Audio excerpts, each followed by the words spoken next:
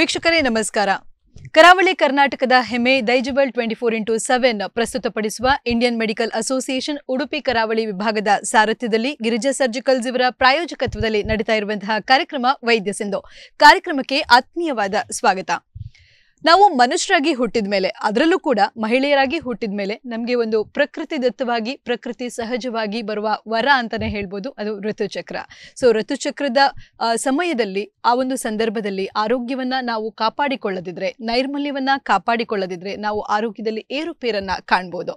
ಹಾಗಿದ್ರೆ ನಮ್ಮ ಇಂದಿನ ಸಂಚಿಕೆಯಲ್ಲಿ ನಾವು ಮಾತನಾಡಲು ಇರುವಂತಹ ವಿಷಯ ಋತುಚಕ್ರದ ನೈರ್ಮಲ್ಯ ಅಂತ ಹೇಳುವ ಒಂದು ವಿಷಯ.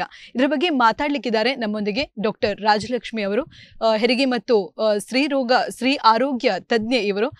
ಮೇಡಮ್, ಕಾರ್ಯಕ್ರಮಕ್ಕೆ ಆತ್ಮೀಯವಾದ ಸ್ವಾಗತ. ನಮಸ್ತೆ ಮೇಡಮ್, ನೀವು ಋತುಚಕ್ರದ ಒಂದು ಸಮಸ್ಯೆಗಳ ಬಗ್ಗೆ, ಯಾಕೆಂದ್ರೆ ಋತುಚಕ್ರದ ಸಮಸ್ಯೆ ಬರಬೇಕಾದ್ರೆ ನಾವು ಆರೋಗ್ಯವನ್ನ ಕಾಪಾಡಿಕೊಳ್ಳಬೇಕು. ಸೊ ಆರೋಗ್ಯವನ್ನ ಕಾಪಾಡಿಕೊಳ್ಳದಿದ್ರೆ ಸಮಸ್ಯೆ ಅಂತ ಹೇಳುವಂಥದ್ದು ಕಟ್ಟಿಟ್ಟ ಬುತ್ತಿ. ಹಾಗಿರುವಾಗ ಋತುಚಕ್ರದ ಸಮಸ್ಯೆಯ ಬಗ್ಗೆ ಮಾತಾಡುವ ಮುಂಚೆ ಋತುಚಕ್ರ ಅಂದ್ರೆ ಏನು, ಈ ಒಂದು ನಾವು ಆಡು ಭಾಷೆಯಲ್ಲಿ ಮುಟ್ಟು ಅಂತ ಹೇಳ್ತೇವೆ, ಇದರ ಒಂದು ಆರೋಗ್ಯ ಅಂದ್ರೆ ಏನು ಅಂತ ಹೇಳ್ಬೋದಾ? ಓಕೆ, ನೀವು ಆವಾಗಲೇ ಹೇಳಿದಾಗೆ ಮುಟ್ಟು ಅಂದರೆ ಅಥವಾ ಪೀರಿಯಡ್ ಅಂತ ನಾವೇನು ಕರಿತೇವೆ, ಒಂದು ಹೆಣ್ಣಿಗೆ ಪ್ರಕೃತಿ ಸಹಜವಾಗಿ ಬಂದಿರುವಂತಹದ್ದು, ಮತ್ತೊಂದು ಜೀವಕ್ಕೆ ಜೀವ ನೀಡಲಿಕ್ಕೆ ಸಿಗುವಂತಹ ಒಂದು ವಿಶೇಷವಾದ ಪ್ರತಿಭೆ ಇರುವಂತಹದ್ದು ಹೆಣ್ಣಿನಲ್ಲಿರುವಂಥದ್ದು. ಈ ಹೆಣ್ಣನ್ನು ನೆಕ್ಸ್ಟ್ ಜೀವನೋತ್ಪತ್ತಿ ಕೊಡಲಿಕ್ಕೆ ತಯಾರು ಮಾಡುವಂತಹ ಕ್ರಿಯೆ ಮುಟ್ಟು ಅಂತ ಹೇಳ್ಬೋದು. ಈ ಮುಟ್ಟು ಅಂತ ಆಗುವುದು ಸಾಧಾರಣವಾಗಿ ಎಲ್ಲ ಹೆಂಗಸರಲ್ಲೂ ಕಂಡು ಬರ್ತದೆ. 10-12 ವರ್ಷ ಪ್ರಾಯದಿಂದ ಪ್ರಾರಂಭವಾಗಿ 45-55 ವರ್ಷ ಪ್ರಾಯದವರೆಗೂ ಕಂಡು ಬರ್ತದೆ. ಪ್ರತಿ ತಿಂಗಳಿಗೊಮ್ಮೆ ಕಾಣ್ತದೆ. ಮುಟ್ಟು ಅಂದ್ರೆ ಏನು? ಮುಟ್ಟು ಅಂದ್ರೆ ದೇಹದಿಂದ ಹೊರಗೆ ಹೋಗುವಂತಹ ಬ್ಲೀಡಿಂಗ್, ರಕ್ತಸ್ರಾವ ಆಗ್ತದೆ. ಪ್ರತಿ ಮಹಿಳೆಯ ದೇಹದಲ್ಲಿ 3-5 ದಿನ, 28-35 ದಿನಗಳಿಗೊಮ್ಮೆ ರಕ್ತಸ್ರಾವ ಆಗ್ತದೆ. ಅದನ್ನ ನಾವು ಋತುಚಕ್ರ ಅಥವಾ ಮುಟ್ಟು ಅಂತ ಹೇಳ್ತೇವೆ. ಇದಕ್ಕೆ ಒಂದು ವೈಜ್ಞಾನಿಕ ಒಂದು ಕಾರಣ ಏನಾದರೂ ಇರ್ಬೋದಾ, ಅಥವಾ ನಮ್ಮ ಒಂದು ದೇಹ ರಚನೆಯಲ್ಲಿಯ ಇರುವಂತಹ ಒಂದು ರೂಪುರೇಷೆಗಳು ಹೇಗಿರ್ತವೆ ಅಂತ ಹೇಳ್ಬೋದಾ? ಹೌದು, ದೇಹ ರಚನೆ, ಗಂಡಸರ ದೇಹ ರಚನೆ, ಹುಡುಗರ ದೇಹದ ರಚನೆ, ಹಾಗೆ ಮಹಿಳೆಯ ದೇಹದ ರಚನೆ, ಅವರ ಜನನಾಂಗಗಳಲ್ಲಿ ವ್ಯತ್ಯಾಸ ಇರ್ತದೆ. ಆ ಜನನಾಂಗದಲ್ಲಿ ಹಾರ್ಮೋನುಗಳು ಅಥವಾ ರಸದೂತಗಳು ಹೇಳುವಂತಹದ್ದು ನಮ್ಮ ರಕ್ತದಲ್ಲಿ ಪ್ರವಾಹದಲ್ಲಿ ಬಂದು ಕೆಲಸ ಮಾಡ್ತವೆ. ಗಂಡಸರಲ್ಲಿ ಟೆಸ್ಟೋಸ್ಟಿರಾನ್ ಅಂತ ಹಾರ್ಮೋನ್ ಇದ್ರೆ, ಹೆಂಗಸರಲ್ಲಿ ಈಸ್ಟ್ರೋಜನ್, ಪ್ರೊಜೆಸ್ಟ್ರಾನ್ ಅಂತ ಹಾರ್ಮೋನ್ ಇರುತ್ತೆ. ಈ ಹಾರ್ಮೋನುಗಳು ದೇಹದಲ್ಲಿ ಏರಿಳಿತ ಆಗ್ತಾ ಇರ್ತದೆ. 1 ತಿಂಗಳ ಅವಧಿಯಲ್ಲಿ ಒಮ್ಮೆ ಮೇಲಕ್ಕೆ ಹೋಗಿ ಕೆಳಕ್ಕೆ ಬರುತ್ತೆ. ಈ ಮೇಲಕ್ಕೆ ಹೋಗಿ ಕೆಳಕ್ಕೆ ಬರುವಂತಹ ಟೈಮಲ್ಲಿ ದೇಹದಲ್ಲಿ ಬದಲಾವಣೆಗಳಾಗುತ್ತೆ. ಮೊದಲ 14 ದಿನಗಳಲ್ಲಿ ನಮ್ಮ ದೇಹ ಗರ್ಭಕೋಶ ಅಂತ ನಮ್ಮ ಭಾಗಗಳು ಅಂತ ಹೇಳಿದ್ರೆ, ಇದು ಹೆಂಗಸರ ದೇಹದ ಗರ್ಭಕೋಶ, ಇದು ಗರ್ಭನಾಳಗಳು 2. ಇಲ್ಲಿ ಕಾಣುವಂತದ್ದು ಅಂಡಾಶಯಗಳು, ಇದು ನಮ್ಮ ಜನನಾಂಗಗಳು. ಇದು ಸರ್ವಿಕ್ಸ್ ಅಂತ ಹೇಳ್ತೇವೆ, ಗರ್ಭಕೋಶದ ಕತ್ತಿನ ಭಾಗ, ಇದು ಯೋನಿಯ ಭಾಗ. ಸೊ ಏನಾಗ್ತದೆ ಈ ಗರ್ಭಕೋಶದಲ್ಲಿ ಅಂತ ಹೇಳಿದ್ರೆ, ಪ್ರತಿ ತಿಂಗಳ ಮೊದಲ 14 ದಿನಗಳು ಅಂಡಾಶಯದಲ್ಲಿ ಒಂದು ಮೊಟ್ಟೆ ಬೆಳೀತಾ ಇರ್ತದೆ. 14ನೇ ದಿನ ಆದಾಗ ಅದು ಆ ಅಂಡಾಶಯದಿಂದ ಹೊರಗೆ ಬಂದು ಗರ್ಭನಾಳದ ಮೂಲಕ ಗರ್ಭಾಶಯ ಅಥವಾ ಗರ್ಭಕೋಶಕ್ಕೆ ಬರ್ತದೆ. ಗರ್ಭಕೋಶದಲ್ಲಿ ಅದರ ಒಳಮೈ ದಪ್ಪ ಆಗ್ತಾ ಇರುತ್ತೆ ಈ 14 ದಿನಗಳು. ಈಗ ಬಂದಂತಹ ಅಂಡಾಣು ಅದರ ಪಾರ್ಟ್ನರ್ ಆದಂತಹ ವೀರ್ಯಾಣು ಜೊತೆ ಸಂಯೋಗ ಆಯ್ತು ಅಂದ್ರೆ ಗರ್ಭಧಾರಣೆ ಆಗ್ತದೆ, ಗರ್ಭಿಣಿಯಾಗಿ ಮುಂದುವರಿತದೆ. ಪ್ರತಿ ತಿಂಗಳು ಗರ್ಭಧಾರಣೆ ಆಗೋದಿಲ್ಲ. ಸೊ ಗರ್ಭಧಾರಣೆ ಆಗದೇ ಇರುವಾಗ ಈ ದಪ್ಪವಾದಂತಹ ಒಳಪದರ ಆ ಸಂಯೋಜನೆ ಆಗದೇ ಇರುವಂತಹ ಅಂಡಾಣುವಿನ ಜೊತೆಗೆ ಹೊರಗೆ ಹೋಗ್ತದೆ ಮತ್ತೆ 14 ದಿನಗಳ ನಂತರ. ಇದು ವೈಜ್ಞಾನಿಕವಾಗಿ ದೇಹದಲ್ಲಿ ನಡೆಯುವಂತಹದ್ದು. ಈ ಮೊದಲ 14 ದಿನಗಳಲ್ಲಿ ಈಸ್ಟ್ರೋಜನ್ ಇಫೆಕ್ಟ್ ಜಾಸ್ತಿ ಇರ್ತದೆ. ಅಂಡಾಣು ಬಿಡುಗಡೆಯಾದ ಮೇಲೆ ನಾವು ಓವ್ಯುಲೇಷನ್ ಅಂತ ಏನ್ ಹೇಳ್ತೇವೆ, ಅದರ ನಂತರ ಪ್ರೊಜೆಸ್ಟ್ರಾನ್ ಹೇಳುವ ಹಾರ್ಮೋನ್ ಇರುತ್ತೆ. ಈ 2 ಹಾರ್ಮೋನುಗಳು ಕೆಳಗೆ ಬಂದಾಗ, ನಾನು ಹಾಗೆ ಹೇಳಿದೆ, ಮೇಲೆ ಹೋಗಿ ಕೆಳಗೆ ಬರ್ತವೆ ಏರಿಕೆಯಾಗಿ. ಕೆಳಗೆ ಬಂದಾಗ 2 ಹಾರ್ಮೋನ್ ವಿಡ್ರಾವಲ್ ಆದಾಗ ಮುಟ್ಟಾಗ್ತದೆ. ಮುಟ್ಟು ಅಂದ್ರೆ ಅದು ಒಂದು ಲೆಕ್ಕದಲ್ಲಿ ತಾಯಿಯಾಗುವ ಪ್ರಥಮ ಹಂತದಲ್ಲಿ ಮಗುವಿಗೆ ಸಪೋರ್ಟ್ ಆಗಿ ಇರಬೇಕಾದಂತಹ ಪದರವೇ ಅವಳು ಗರ್ಭಿಣಿ ಆಗದೆ ಇರುವಾಗ ಹೊರಗೆ ಹೋಗುವಂತ ಪ್ರಕ್ರಿಯೆ. ಸೊ ಇದು ಪ್ರತಿ ತಿಂಗಳಲ್ಲಿ 28-35 ದಿನಕ್ಕೆ ಒಮ್ಮೆ ನಡೀತದೆ. 3-5 ದಿನಗಳ ಕಾಲ ಈ ರಕ್ತಸ್ರಾವ ಇರುತ್ತೆ.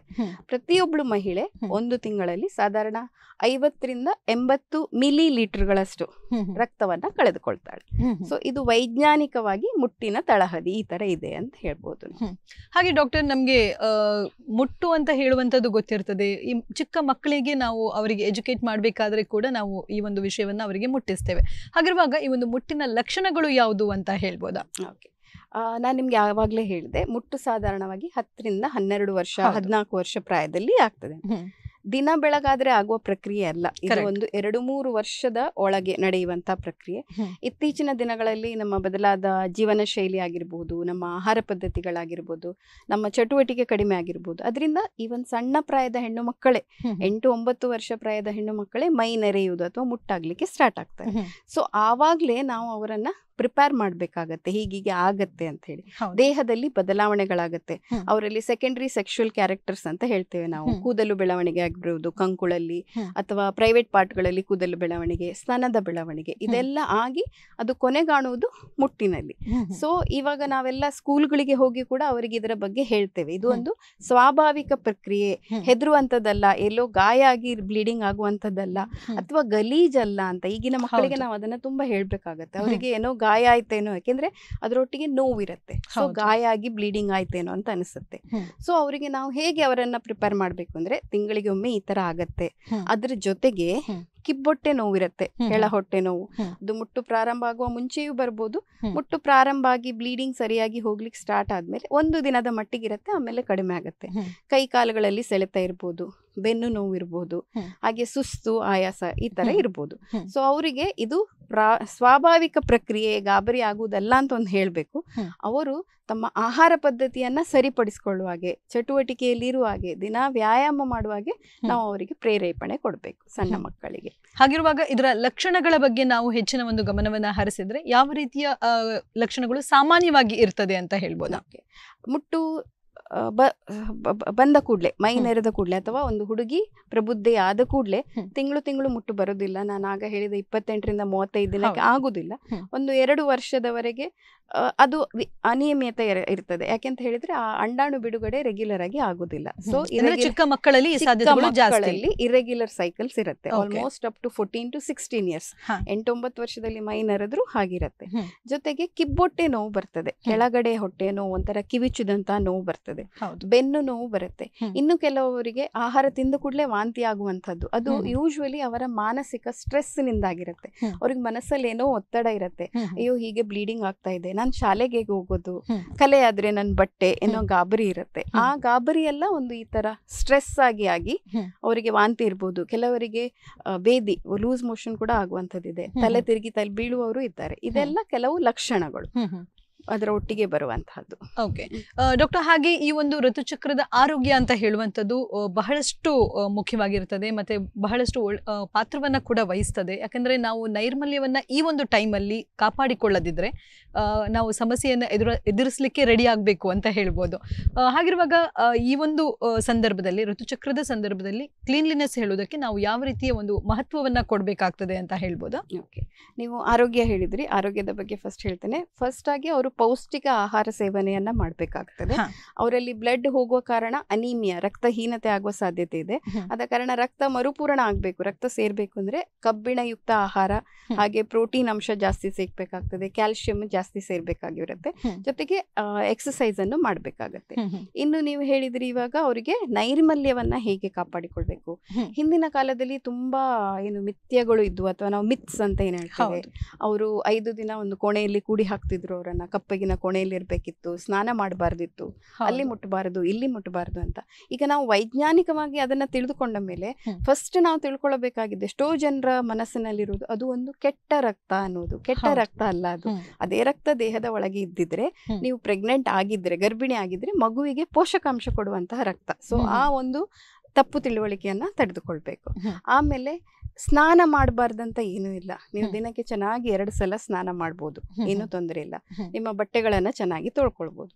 ಆಮೇಲೆ ಆ ಜಾಗವನ್ನ ಕ್ಲೀನ್ ಮಾಡ್ಬೇಕಾ ಅಂತ, ಸ್ಪೆಷಲ್ ಆಗಿ ಯೋನಿಯನ್ನ ಕ್ಲೀನ್ ಮಾಡ್ಬೇಕಂತ ಏನಿಲ್ಲ. ನೀವು ಸ್ನಾನ ಮಾಡೋ ಹೊತ್ತಿಗೆ ನಿಮ್ಮ ಹೊರ ಜನನಾಂಗಗಳನ್ನ ತೊಳೆದುಕೊಂಡ್ರೆ ಸಾಕು. ಅದು ನಾವು ಸ್ನಾನಕ್ಕೆ ಬಳಸುವ ಸೋಪನ್ನೇ ಬಳಸ್ಬೋದು, ಶುದ್ಧ ನೀರನ್ನ ಬಳಸಿದ್ರೆ ಸಾಕು. ಅದಕ್ಕೆ ಯಾವುದೇ ಸ್ಪೆಷಲ್ ವಾಶ್ಗಳು, ಲೋಷನ್ಗಳು ಬೇಕಾಗಿ ಏನೂ ಇಲ್ಲ. ಸೊ ನೀವು ತೊಳ್ಕೊಳ್ಬೋದು, ದಿನಕ್ಕೆ 2 ಸಲ ಸ್ನಾನ ಮಾಡ್ಬೋದು. ಸ್ವಚ್ಛತೆಯನ್ನ ಕಾಪಾಡಬೇಕು. ಜೊತೆಗೆ ನೀವು ಆ ಟೈಮಲ್ಲಿ ಬಳಸುವಂತ ಒಳ ವಸ್ತುಗಳನ್ನೆಲ್ಲ ಚೆನ್ನಾಗಿ ತೊಳೆದು ಒಣಗಿಸಿ ರಿಯೂಸ್ ಮಾಡ್ಬೇಕಾಗತ್ತೆ. ನೀವು ಸ್ವಚ್ಛತೆಯನ್ನ ಕಾಪಾಡ್ಕೊಂಡಿಲ್ಲ ಅಂತ ಹೇಳಿ ಆದ್ರೆ ಕೆಲವೊಮ್ಮೆ ವೈಟ್ ಡಿಸ್ಚಾರ್ಜ್ ಅಂತ ಬಿಳಿ ಸ್ರಾವ ಆಗೋದು ಇರುತ್ತೆ ಈ ಮುಟ್ಟಿಗೆ ಒಂದು 3-4 ದಿನಗಳ ಮುಂಚೆ. ಅದು ಇನ್ಫೆಕ್ಟ್ ಆಗಿ ಅದರಲ್ಲಿ ಸೋಂಕಾಗಿ, ಅದು ಶಿಲೀಂಧ್ರ ಸೋಂಕು ಅಥವಾ ಈಸ್ಟ್ ಸೋಂಕು ಆಗಿರ್ಬೋದು, ಫಂಗಸ್ ಸೋಂಕು ಆಗ್ಬೋದು, ಅದರಲ್ಲಿ ಬ್ಯಾಕ್ಟೀರಿಯಾ ಸೋಂಕು ಆಗ್ಬೋದು. ಅದರಿಂದ ಆ ವೈಟ್ ಡಿಸ್ಚಾರ್ಜ್ ಇನ್ಫೆಕ್ಟೆಡ್ ಆಗುತ್ತೆ. ಆಮೇಲೆ ನಿಮ್ಗೆ ತುರಿಕೆ ಬರಬಹುದು, ವಾಸನೆ ಬರ್ಬೋದು. ಅದೇ ಮುಂದೆ ಹೋದ್ರೆ ಪೆಲ್ವಿಕ್ ಇನ್ಫ್ಲಮೇಟರಿ ಡಿಸೀಸ್ ಅಂತ ಹೇಳ್ತೇವೆ ನಾವು, ಕಿಬ್ಬೊಟ್ಟೆಯಲ್ಲಿ ಸೋಂಕಾಗುವಂಥದ್ದಾಗಿರ್ಬೋದು. ಇದು ಮುಂದೆ ಹೋಗಿ ಆಮೇಲೆ ಗರ್ಭಧಾರಣೆ ಆಗದೇ ಇರ್ಲಿಕ್ಕೆ, ಸಂತಾನಹೀನತೆ ಆಗದಿರ್ಲಿಕ್ಕೆ ಕೂಡ ಕಾರಣ ಆಗ್ತದೆ. ಸೊ ನಾವು ಸ್ವಚ್ಛತೆಯನ್ನ ಕಾಪಾಡಿಕೊಳ್ಳೋದು ಮೇನ್ ಆಗಿರ್ತದೆ. ಅಂದ್ರೆ ಯಾವುದೇ ಒಂದು ಸ್ಟೆಪ್ ಅಲ್ಲಿ ನಾವು ತಪ್ಪಾಗಿ ನಡ್ಕೊಂಡ್ರು ಕೂಡ ಇದು ನಮ್ಮ ಒಂದು ಸಿವಿಯಾರಿಟಿ ಏನ್ ಹೇಳ್ತೇವೆ ಆರೋಗ್ಯದ ಮೇಲೆ ಅಷ್ಟೊಂದು ಪ್ರಭಾವವನ್ನ ಬೀರ್ತದೆ. ಹಾಗಿರುವಾಗ ನಾವು ಈ ಒಂದು ಪೀರಿಯಡ್ಸ್ ಆದ ಟೈಮ್ ಅಲ್ಲಿ ಸ್ಯಾನಿಟರಿ ಪ್ಯಾಡ್ ಗಳ ಬಳಕೆಯನ್ನ ಮಾಡ್ತೇವೆ. ಸ್ಯಾನಿಟರಿ ಪ್ಯಾಡ್ ಗಳನ್ನ ನಾವು ಬಳಸಬಹುದಾ? ಯಾಕಂತ ಹೇಳಿದ್ರೆ ಮೊದಲಿಂದ ನಾವು ಕೇಳ್ಕೊಂಡು ಬಂದ ಹಾಗೆ ಅಮ್ಮನವರು ಅಂತಹ ಒಂದು ಬಳಕೆಗೆ ಆಸ್ಪದವನ್ನ ಕೊಡ್ತಿರ್ಲಿಲ್ಲ. ಇದು ನಾವೀಗ ರೀಸೆಂಟ್ ಡೇಸ್ ಅಲ್ಲಿ ನೋಡ್ತಾ ಇರುವಂತಹ ಒಂದು ಡೆವಲಪ್ಮೆಂಟ್ಸ್. ಹಾಗಿರುವಾಗ ಮೊದಲೆಲ್ಲ ಕಾಟನ್ ಬಟ್ಟೆಗಳನ್ನ ಉಪಯೋಗಿಸಿ ಅಂತ ಹೇಳಿ ಕೊಡ್ತಾ ಇದ್ರು. ಸೊ ಸ್ಯಾನಿಟರಿ ಪ್ಯಾಡ್ ನ ಒಂದು ಬಳಕೆ ಎಷ್ಟು ಸಮಂಜಸ ಅಂತ ಹೇಳ್ತೀರಾ? ಕಾಟನ್ ಬಟ್ಟೆಗಳನ್ನ ಯೂಸ್ ಮಾಡ್ತಾ ಇದ್ದದ್ದು, ಮನೆಯಲ್ಲಿರುವ ಹಳೆ ಬಟ್ಟೆಯನ್ನ ಯೂಸ್ ಮಾಡ್ತಾ ಇದ್ದದ್ದು ಇತ್ತು. ಆದ್ರೆ ಅದರಲ್ಲಿ ಕೆಲವೊಮ್ಮೆ ಅದನ್ನು ಸರಿಯಾಗಿ ತೊಳೆಯದೇ ಇದ್ದಾಗ ಅದರಲ್ಲಿ ಇನ್ಫೆಕ್ಷನ್ ಆಗಿ ತುಂಬ ಹೆಂಗಸಿಗೆ ತೊಂದರೆ ಆಗೋದ್ರಿಂದಾಗಿ ಸ್ಯಾನಿಟರಿ ಪ್ಯಾಡಿಗೆ ಅಂತ ಹೋಗಿರೋದು. ಸ್ಯಾನಿಟರಿ ಪ್ಯಾಡ್ ಡಿಸ್ಪೋಸ್ ಮಾಡ್ಬೋದು, ಅದನ್ನ ತೆಗೆದಿಡ್ಬೋದು, ಬೇಕಾದಾಗೆ ಯೂಸ್ ಮಾಡ್ಬೋದು, ತೊಳೆಯುವ ಜಂಜಾಟ ಇಲ್ಲ ಅಂತ ಹೇಳಿ ಸ್ಯಾನಿಟರಿ ಪ್ಯಾಡ್ ಅನ್ನ ಮಾಡಿರುವಂಥದ್ದು. ಫಸ್ಟ್ ಅಲ್ಲಿ ಉಂಟಾದ ಸ್ಯಾನಿಟರಿ ಪ್ಯಾಡ್ಗಳು ಬರೇ ಒಂದು ಕಾಟನ್ ಪ್ಯಾಡ್, ಕಾಟನ್ಗಳು ತುಂಬಿ ಅದರ ಮೇಲೆ ಒಂದು ಕವರ್ ಇರುವಂತದ್ದೇ ಇತ್ತು. ಅದು ಕಾಲಕ್ರಮೇಣ ದೊಡ್ಡದಾಗ್ತಾ ಹೋಗಿ ದಿನ ಇಡೀ ಬಳಸುವಂಥದ್ದು, ರಾತ್ರಿ ಬಳಸುವಂಥದ್ದು, ತುಂಬಾ ಬ್ಲೀಡಿಂಗ್ ಆದ್ರೆ ಬಳಸುವಂಥದ್ದು ಅಂತ ಬೇರೆ ಬೇರೆ ವಿಧದಲ್ಲಿ ಬಂತು. ಅದರ ಮೇಲಿನ ಪ್ಲಾಸ್ಟಿಕ್ ಲೇಯರ್ಗಳು ಕೂಡ ಬರ್ಲಿಕ್ಕೆ ಶುರು ಆಯ್ತು. ನಾವು ಈಗ ಅದನ್ನ ಪರೀಕ್ಷಿಸಿ ನೋಡಿದ್ರೆ ಅದರಲ್ಲಿ ಏನೇನಿದೆ ಆ ಪ್ಯಾಡ್ ಅಲ್ಲಿ ಅಂತ ನೋಡಿದ್ರೆ ಅದರಲ್ಲಿ ಹಲವಾರು ಕೆಮಿಕಲ್ಗಳಿದ್ದಾವೆ, ರಾಸಾಯನಿಕಗಳು, ನಮ್ಮ ದೇಹಕ್ಕೆ ತೊಂದರೆ ಕೊಡುವಂತಹದ್ದು. ಆಯ್ತಾ? ಅದರಲ್ಲಿ ಡಯಾಕ್ಸಿನ್ ಹೇಳುವ ಗ್ಯಾಸ್ ಇದೆ. ಆ ಗ್ಯಾಸ್ ಕ್ಯಾನ್ಸರ್ಗೆ ಕೂಡ ಕಾರಣ ಆಗ್ಬೋದು. ಓಕೆ. ಆಮೇಲೆ ಸ್ಟೈರಿನ್ ಅಂತ ಇರುತ್ತೆ, ಕಾರ್ ಟೈರ್ ಅಲ್ಲಿ ಬಳಸುವಂತ ಒಂದು ಪ್ಲಾಸ್ಟಿಕ್ಕಿನ ವಸ್ತು ಇದರಲ್ಲಿದೆ. ನಾವು ದಿನನಿತ್ಯ ಬಳಸುವ DDT ಅಂತ ಕೀಟನಾಶಕದ ವಸ್ತುಗಳು ಕೂಡ ಇದರಲ್ಲಿದೆ. ನಾವು ನೇಲ್ ಪಾಲಿಶ್ ರಿಮೂವ್ ಮಾಡ್ಲಿಕ್ಕೆ ಯೂಸ್ ಮಾಡುವ ಎಸಿಟೋನ್ ಅಂತಹ ಆಸಿಡ್ಗಳು ಕೂಡ ಅದರಲ್ಲಿದ್ದಾವೆ. ಇದೆಲ್ಲದರ ಬಳಕೆಯಿಂದಾಗಿ, ಹಾಗೆ ಅದು ನಮ್ಮ ಒಳ ಉಡುಪುಗಳಿಗೆ ಅಂಟಿ ನಿಲ್ಬೇಕು ಅಂತ ಎದೆಸಿವ್ ಮೆಟೀರಿಯಲ್, ಅಂಟಬೇಕಾದ ಇದಿರತ್ತೆ. ಆಮೇಲೆ ಅದನ್ನ ತುಂಬಾ ಹೊತ್ತು ಬಳಸಿದ್ರೆ ಸ್ಮೆಲ್ ಬರುತ್ತೆ, ವಾಸನೆ ಬರುತ್ತೆ. ವಾಸನೆ ಬರಬಾರ್ದು ಅಂತ ಅದಕ್ಕೆ ಫ್ರೇಗ್ರೆನ್ಸ್ ಆಡ್ ಮಾಡಿರ್ತಾರೆ. ಈ ಎಲ್ಲ ಕೆಮಿಕಲ್ಗಳಿಂದಾಗಿ ನಮ್ಮ ದೇಹಕ್ಕೆ ತೊಂದರೆ ಆಗ್ತದೆ. ಆಯ್ತಾ? ಏನೇನ್ ತೊಂದರೆ ಆಗ್ಬೋದು ಅಂದ್ರೆ ರಿಪ್ರೊಡಕ್ಟಿವ್, ನಿಮ್ಮ ಪೀರಿಯಡ್ಸ್ ಅಲ್ಲಿ ಇರೆಗ್ಯುಲರ್ ಆಗ್ಲಿಕ್ಕೆ, ಎಷ್ಟೋ ಮಂದಿ ಹೆಣ್ಣು ಮಕ್ಕಳಿಗೆ ಇವಾಗ ಪೀರಿಯಡ್ಸ್ ರೆಗ್ಯುಲರ್ ಆಗಿ ಬರುದಿಲ್ಲ, 3-4 ತಿಂಗಳಿಗೂ ಬರುದಿಲ್ಲ. ಅಂತದಾಗ್ಲಿಕ್ಕೆ ಮುಂದೊಂದು ಕಾಲದಲ್ಲಿ ಅದು ಕ್ಯಾನ್ಸರಿಗೂ ಕಾರಣ ಆಗ್ಬೋದು. ಆಮೇಲೆ ಇವಾಗಿನ ಹೊಸ ನಮ್ಮ ಎಲ್ಲ ರಿಸರ್ಚ್ಗಳ ಪ್ರಕಾರ ಈ ಪ್ಲಾಸ್ಟಿಕ್ ಮತ್ತೆ ಇದರಲ್ಲಿರುವ ಬೇರೆ ವಸ್ತುಗಳು ನಮ್ಮ ದೇಹದ ಈ ಎಂಡೋಕ್ರೈನ್ ಸಿಸ್ಟಮ್ ಅನ್ನ, ಹಾರ್ಮೋನ್ಸ್ ಅನ್ನ ವೇರಿಯೇಷನ್ ಮಾಡ್ತವೆ, ಅದರಲ್ಲಿ ಏರಿಳಿತ ಮಾಡ್ತವೆ. ಅದರಿಂದಾಗಿ ಬೇರೆ ತೊಂದರೆಗಳು ಬರ್ಲಿಕ್ಕೆ ಕೂಡ ಸಾಧ್ಯತೆ ಇದೆ. ನಮ್ಮ ರಿಪ್ರೊಡಕ್ಟಿವ್ ಸಿಸ್ಟಮ್ ಇದು ನಮ್ಮ ದೇಹಕ್ಕೆ ಬರುವಂತಹ ತೊಂದರೆ. ಆಯ್ತಾ? ಇನ್ನು ನಾವು ಅದನ್ನ ಹೇಗೆ ಡಿಸ್ಪೋಸ್ ಮಾಡ್ತೇವೆ? ಅದನ್ನ ಇದ್ ಮಾಡಿ, ಏನು ಮಡಚಿ ರ್ಯಾಪ್ ಮಾಡಿ ಡಸ್ಟ್ಬಿನ್ ಅಲ್ಲಿ ಹಾಕ್ತೇವೆ. ಅಲ್ಲಿಂದ ಮುಂದೆ ಎಲ್ಲಿ ಹೋಗುತ್ತೆ? ಅದು ವೇಸ್ಟ್ ಮ್ಯಾನೇಜ್ಮೆಂಟ್ ಅಲ್ಲಿ ಹೋಗುತ್ತೆ. ಅದನ್ನ ಒಂದು ವೇಳೆ ನಾವು, ಅದು ಡಿಗ್ರೇಡೇಬಲ್ ಅಲ್ಲ, ಬಯೋಡಿಗ್ರೇಡೇಬಲ್ ಅಲ್ಲ. ನಾವು ಮಣ್ಣಿನೊಳಗೆ ಅದನ್ನ ಹೂತು ಹಾಕಿದ್ರು ಕೂಡ it can live up to 200 to 300 years. Plastic ಖಂಡಿತವಾಗಿ ಅಲ್ಲಿರುತ್ತೆ. ಸೊ ಅದು ನಮ್ಮ ಮಣ್ಣನ್ನು ಹಾಳು ಮಾಡ್ತು, ಅದ್ರ ಜೊತೆಗೆ ಅದು ನಮ್ಮ ನೀರನ್ನು ಹಾಳು ಮಾಡ್ತದೆ. ಅದರಿಂದಾಗಿ ನಮ್ಮ ಆರೋಗ್ಯ ಹಾಳಾಗ್ತದೆ. ಸೊ ಇತ್ತೀಚಿನ ದಿನಗಳಲ್ಲಿ ನಾವು ಹೇಳೋ ಪ್ರಕಾರ, ನಾವು ನಮ್ಗೆ ಕಂಫರ್ಟ್ ಅಂತ ಅನ್ಸ್ಕೊಂಡ್ರು ಕೂಡ ಬಟ್ಟೆ ಒದ್ದೆ ಆಗುದಿಲ್ಲ, ಬಟ್ಟೆಯಲ್ಲಿ ಕಲೆ ಆಗುದಿಲ್ಲ, ನಾವು ಲಾಂಗ್ ಟೈಮ್, ತುಂಬಾ ಟೈಮಿಗೆ ಅದನ್ನು ಉಪಯೋಗಿಸಬಹುದು ಅಂತ ಹೇಳ್ಕೊಂಡ್ರು ಕೂಡ ಅದರಿಂದ ನಮ್ಮ ದೇಹಕ್ಕೂ ಹಾನಿ ಇದೆ, ಪರಿಸರಕ್ಕೂ ಹಾನಿ ಇದೆ. ಹೌದು. ಆದ ಕಾರಣ ಅದು ಒಳ್ಳೆಯದಲ್ಲ ಅಂತ ಇತ್ತೀಚಿನ ದಿನಗಳಲ್ಲಿ ನಾವು ಅದನ್ನ ಹೇಳ್ತಾ ಇದ್ದೇವೆ. ಹಾಗಾದ್ರೆ ಡಾಕ್ಟರ್, ನಾವು ಈ ಒಂದು ಪ್ಯಾಡ್ಗಳನ್ನ ಬಳಸೋದ್ರಿಂದ ಸಮಸ್ಯೆಗಳ ಮೇಲೆ ಸಮಸ್ಯೆಗಳು ಜಾಸ್ತಿ ಆಗ್ತವೆ ಅಂತ ಹೇಳುವಾಗ ಏನಾದ್ರೂ ಪರಿಹಾರ ಅಂತ ಹೇಳಿ ಇದಕ್ಕೆ ಹೇಳ್ಬೋದಾ? ಹೌದು, ಪರಿಹಾರ ಬೇಕೇ ಬೇಕಲ್ವಾ? ಬ್ಲೀಡಿಂಗ್ ಆಗ್ತಾ ಇದೆ, ನಾವು ಈಗ ಎಲ್ಲ ಹೆಂಗಸರು ಮನೆಯಲ್ಲೇ ಕೂತಿರುವುದಿಲ್ಲ, ಹೊರಗಡೆ ಹೋಗಿ ಕೆಲಸ ಮಾಡ್ಬೇಕಾಗತ್ತೆ. ಸೊ ಏನ್ ಪರಿಹಾರ ಇದೆ? ಬಯೋಡಿಗ್ರೇಡೇಬಲ್ ಪ್ಯಾಡ್ಸ್ ಅಂತ ಇದೆ. ಅಂದ್ರೆ ಇದೇ ಸ್ಯಾನಿಟರಿ ಪ್ಯಾಡ್ಗಳು ಫಸ್ಟ್ ಕಾಲದಲ್ಲಿ ಆಗ್ತಿಂತ ಬರೇ ಹತ್ತಿಯಿಂದ ಮಾಡಿದ ಪ್ಯಾಡ್ಗಳಿದೆ. ಹಾಗೆ ಜೈವಿಕ ವಸ್ತುಗಳಾದಂತಹ ನಮ್ಮ ಬನಾನಾ ಫೈಬರ್, ಬಾಳೆ ನಾರಿನಿಂದ ಮಾಡಿದಂಥದ್ದು, ಬಿದಿರಿನ ನಾರಿನಿಂದ ಮಾಡಿದಂತಹ ಪ್ಯಾಡ್ಗಳು ಬರ್ತವೆ, ಅದನ್ನ ಬಳಸ್ಬೋದು, ಅದೇನು ತೊಂದರೆ ಇಲ್ಲ. ಬಟ್ ಯಾವುದೇ ಪ್ಯಾಡ್ ಅನ್ನ ಬಳಸಿದ್ರು ಕೂಡ ಎವ್ರಿ 5 hours 5ರಿಂದ 6 ಗಂಟೆಗೊಮ್ಮೆ ಅದನ್ನ ಬದಲಾಯಿಸಬೇಕು. ಅದು ಅಲ್ಲೇ ಇದ್ರೆ ನಮ್ಮ ದೇಹ ಮತ್ತೆ ಅಲ್ಲಿ ಬಂದಂತಹ ಬ್ಲೀಡಿಂಗ್, ಅದರ ಮಧ್ಯೆ ಏನಾದ್ರೂ ರಾಸಾಯನಿಕ ಕ್ರಿಯೆಗಳು ಅಲ್ಲಿ ಜರುಗಿ ಸ್ಮೆಲ್ ಬರ್ಬೋದು, ತುರಿಕೆ ಬರ್ಬೋದು, ಒಂಥರ ಇರಿಟೇಷನ್ ಆಗ್ಬೋದು. ಸೊ ಪ್ರತಿಯೊಂದು ಸಲ ಬಳಸಿದಾಗ್ಲೂ 4ರಿಂದ 5 ಗಂಟೆ ಮ್ಯಾಕ್ಸಿಮಮ್, ಅದರ ನಂತರ ಅದನ್ನ ಬದಲಾಯಿಸಬೇಕಾಗ್ತದೆ. ಹಾಗೆ ಇದು ಒಂದನೇದು ಆಯ್ತಾ, ಇಕೋ ಫ್ರೆಂಡ್ಲಿ ಪ್ಯಾಡ್ಸ್ ಅಂತ ಹೇಳ್ತೇವೆ ನಾವು ಅದನ್ನ, ಸ್ಯಾನಿಟರಿ. ಎರಡನೇದಾಗಿ ನಮ್ಮ ಬಟ್ಟೆಯ ಪ್ಯಾಡ್ಗಳು ಪುನಃ ಬರ್ತಾ ಇದ್ದಾವೆ, ಆದ್ರೆ ಅದು ಬೇರೆ ರೂಪದಲ್ಲಿ ಬರ್ತಾ ಇದ್ದಾವೆ. ಮನೆಯ ಹಳೆಯ ಬಟ್ಟೆಯನ್ನ ಕಟ್ ಮಾಡಿ ಯೂಸ್ ಮಾಡೋದಂತಲ್ಲ, ಸ್ಯಾನಿಟರಿ ಪ್ಯಾಡಿನ ಶೇಪಲ್ಲೇ ಇರುತ್ತೆ, ಅದನ್ನ ಒಳ ಉಡುಪುಗಳಿಗೆ ಚೆನ್ನಾಗಿ ಫಿಟ್ ಮಾಡ್ಕೊಳ್ಳಿಕ್ಕೆ ಬೇಕಾದಂತ ಎಲ್ಲ ಇದು ಅದರಲ್ಲಿ ಇದ್ದು ಉಪಕಾರಿ ಆಗುವಂತೆ ಅದನ್ನ ಬರ್ತಾ ಇದೆ. ಸೊ ಇದನ್ನು ಕೂಡ ಹಾಗೆ ಯೂಸ್ ಮಾಡ್ಬೋದು. ಬಟ್ ಎವ್ರಿ 5ರಿಂದ 6 ಗಂಟೆಗೊಮ್ಮೆ ಇದನ್ನ ಕೂಡ ಬದಲಾಯಿಸ್ತಾ ಇರಬೇಕು. ಪ್ಯಾಡ್ಗಳನ್ನ ಡಿಸ್ಪೋಸ್ ಮಾಡ್ಬೋದು, ನಾನು ಆಗ ಹೇಳಿದೆ ಇಕೋ ಫ್ರೆಂಡ್ಲಿ ಪ್ಯಾಡ್ಸ್ ಅನ್ನ. ಈ ಬಟ್ಟೆ ಪ್ಯಾಡ್ಗಳನ್ನ ರೀಯೂಸ್ ಮಾಡೋದು, ರೀಯೂಸ್ ಮಾಡೋ ಮುಂಚೆ ಅದನ್ನ ಚೆನ್ನಾಗಿ ತೊಳೆದು ಸೂರ್ಯನ ಬಿಸಿಲಲ್ಲಿ ಒಣಗಬೇಕು, ಒಣಗಿ ಅದನ್ನ ರೀಯೂಸ್ ಮಾಡ್ಬೋದು. ಮೂರನೇದಾಗಿ ಬರುತ್ತೆ ಈಗ ಪೀರಿಯಡ್ ಪ್ಯಾಂಟೀಸ್ ಅಂತ ಬಂದಿದೆ. ನಮ್ಮ ಋತುಚಕ್ರದ ಟೈಮಲ್ಲಿ ಬಳಸಬಹುದಾದಂತಹ ಒಳ ಉಡುಪುಗಳು, ಅದರಲ್ಲಿ ಡಿಸ್ಪೋಸಬಲ್ ಇದೆ, ರೀಯೂಸಬಲ್ ಇದೆ. ಡಿಸ್ಪೋಸಬಲ್ ಅಂದ್ರೆ ಯೂಶುವಲ್ ಪ್ಯಾಡ್ ತರನೇ ಇರುತ್ತೆ, ಬಟ್ ಅದು ಪ್ಯಾಂಟೀಸ್ ಟೈಪ್ ಅಲ್ಲಿ ಇರುವಂತಹದ್ದು. ಸೇಮ್ ನಾವು ಪ್ಯಾಡ್ ಅನ್ನ ಹೇಗೆ ಡಿಸ್ಪೋಸ್ ಮಾಡ್ತೇವೋ ಹಾಗೆ ಇದನ್ನು ಡಿಸ್ಪೋಸ್ ಮಾಡ್ಬೋದು. ರೀಯೂಸಬಲ್ ಅಂದ್ರೆ ಬಟ್ಟೆದಿರತ್ತೆ, ಅದು ಪುನಃ ಅದರ ಒಳಮೈ ದಪ್ಪ ಇರತ್ತೆ, ಅದು ರಕ್ತವನ್ನ ಹೀರಿಕೊಳ್ತದೆ. 6ರಿಂದ 8 ಗಂಟೆ, ಕೆಲವೊಮ್ಮೆ ಇಡೀ ದಿನ ಹಾಕ್ಬೋದು ಅಂತಾನು ಹೇಳ್ತಾರೆ, ಬಟ್ ಸ್ವಚ್ಛತೆಯ ದೃಷ್ಟಿಯಿಂದ 6ರಿಂದ 8 ಗಂಟೆ ಒಳಗೆ ಅದನ್ನ ತೆಗೆದು ಬದಲಾಯಿಸಿದ್ರೆ ಒಳ್ಳೇದು. ಇನ್ನೂ ಮುಂದೆ ಹೋಗಿ ಹೇಳುವುದಾದ್ರೆ, ಇವಾಗ ಮೆನ್ಸ್ಟ್ರುವಲ್ ಕಪ್ ಅಂತ ಬಂದಿದೆ, ಮುಟ್ಟಿನ ಬಟ್ಟಲು ಅಂತ ಹೇಳ್ತಾರೆ. ಇದು ಕೇಳಿದ ಕೂಡಲೇ ಪ್ಲಾಸ್ಟಿಕ್ ಅಂತ ಅನ್ಸ್ಬೋದು, ಪ್ಲಾಸ್ಟಿಕ್ ಅಲ್ಲ, ಇದು ಮೆಡಿಕಲ್ ಗ್ರೇಡ್ ಸಿಲಿಕಾನ್ ಇಂದ ಮಾಡಿರುವಂತಹದ್ದು ಆಯ್ತಾ. ನಾವೇನು ಇಂಪ್ಲಾಂಟ್ ಗಳನ್ನ ಮಾಡ್ತೇವೆ ಅದರಿಂದ ಮಾಡಿರುವಂತಹದ್ದು, ಮೆಡಿಕಲಿ ಟೆಸ್ಟೆಡ್ ಮೆಟೀರಿಯಲ್, ದೇಹಕ್ಕೆ ಹಾನಿಕಾರಕ ಅಲ್ಲ ಇದು. ಅದನ್ನ ಕೂಡ ನಾವು ಬಳಸ್ಬೋದು, ಅದರಿಂದ ದೇಹಕ್ಕೂ ಹಾನಿ ಇಲ್ಲ, ಇದಕ್ಕೂ ಏನು ಪರಿಸರಕ್ಕೂ ಹಾನಿ ಇಲ್ಲ. ಹಾಗಾದ್ರೆ ಸ್ಯಾನಿಟರಿ ಪ್ಯಾಡ್ಗಳಿಗಿಂತ ಮೆನ್ಸ್ಟ್ರುವಲ್ ಕಪ್ಗಳು ಒಳ್ಳೆಯ ಒಂದು ರೋಲ್ ಅನ್ನ ವಹಿಸ್ತದೆ ಅಂತ ನೀವು ಹೇಳ್ತೀರಾ? ಹೌದು, ಖಂಡಿತವಾಗಿ. ಯಾಕಂದ್ರೆ ಅದು ಅದರಲ್ಲಿ ಪ್ಲಾಸ್ಟಿಕ್ ನ ಅಂಶ ಇರುವುದಿಲ್ಲ, ಸಿಲಿಕಾನ್ ಇಂದ ಮಾಡಿರೋದ್ರಿಂದ ಅಂಡ್ ಅದು ಮೆಡಿಕಲಿ ಪ್ರೂವನ್ ಆಗಿರೋದ್ರಿಂದ ಇದು ನಮ್ಮ ಆರೋಗ್ಯಕ್ಕೆ ಹೆಚ್ಚಿನ ಸಮಸ್ಯೆಯನ್ನ ಒಡ್ಡೋದಿಲ್ಲ ಅಂತ. ಹಾಗಿರುವಾಗ ನೀವು ಹೇಳಿದ್ರೆ ಈ ಒಂದು ಸಮಸ್ಯೆ ಹೆಚ್ಚಾದ್ರೆ ಇದು ನಮ್ಮ ಗರ್ಭಾಶಯದ ಒಂದು ಸಮಸ್ಯೆಗೂ ಕಾರಣ ಆಗ್ಬೋದು, ಅಲ್ಲಿ ಗರ್ಭಧಾರಣೆಗೂ ಕಾರಣ ಆಗ್ಬೋದು, ಇರ್ರೆಗ್ಯುಲರ್ ಪೀರಿಯಡ್ಸ್ ಆಗ್ಲಿಕ್ಕೂ ಕಾರಣ ಆಗ್ಬೋದು ಅಂತ. ಇದನ್ನ ತಡೆಗಟ್ಟುವ ನಿಟ್ಟಿನಲ್ಲಿ ಏನಾದ್ರೂ ಕ್ರಮವನ್ನ ನಾವು ಈ ರೀತಿಯಲ್ಲಿ ತಗೊಳ್ಳಿಕ್ಕೆ ಸಾಧ್ಯ ಇದೆಯಾ? ತೊಂದರೆಗಳಾಗದಾಗೆ ಮೇನಾಗಿ ನಾವು ಸ್ವಚ್ಛತೆಯನ್ನ ಕಾಪಾಡಬೇಕಾಗಿರೋದು. ಫಸ್ಟ್ ಚೆನ್ನಾಗಿ ನೀರು ಕುಡಿಬೇಕು, ಹೇರಳವಾಗಿ ನೀರು ಕುಡಿಬೇಕು, ಆವಾಗ ನಮ್ಮ ಎಲ್ಲ ಇದು ಕ್ಲೀನ್ ಆಗಿ ಹೋಗ್ಲಿಕ್ಕೆ ಚೆನ್ನಾಗಿ ಆಗ್ತದೆ, ವಿಸರ್ಜನಾ ಕಾರ್ಯ ಚೆನ್ನಾಗಿ ಆಗ್ತದೆ. ಆಮೇಲೆ ಮುಟ್ಟಿನ ಟೈಮಲ್ಲಿ ನಮ್ಮ ಆಹಾರ ಚೆನ್ನಾಗಿರುವಂತೆ ನೋಡ್ಕೊಳ್ಳೋದು, ಪೌಷ್ಟಿಕ ಆಹಾರ ಸಿಗುವಂತೆ, ನಮ್ಮಲ್ಲಿ ಅನಿಮಿಯಾ ಇರಬಾರ್ದು. ಅನಿಮಿಯಾ ಇದ್ರೆ ಇನ್ಫೆಕ್ಷನ್ ಬೇಗ ಬರುತ್ತೆ, ಸೋಂಕು ಬೇಗ ಆಗುತ್ತೆ. ಸೊ ರಕ್ತಹೀನತೆ ಇಲ್ಲದಾಗಿ ನೋಡ್ಕೊಳ್ಳೋದು, ನಮ್ಮಲ್ಲಿ ಯಾವುದೇ ವಿಟಮಿನ್ಗಳ ಡಿಫಿಷಿಯನ್ಸಿ ಕೊರತೆ ಇಲ್ಲದಾಗಿ ನೋಡಿಕೊಳ್ಳೋದು, ಅದನ್ನ ಮಾಡಬೇಕು. ಮತ್ತೆ ನಾನು ಆವಾಗಲೇ ಹೇಳಿದಾಗೆ ಸ್ವಚ್ಛತೆ ಕಾಪಾಡಲಿಕ್ಕೆ ಸ್ನಾನ ಮಾಡೋದು, ನಮ್ಮ ಬಟ್ಟೆಗಳನ್ನ ಚೆನ್ನಾಗಿ ತೊಳ್ಕೊಳ್ಳೋದು.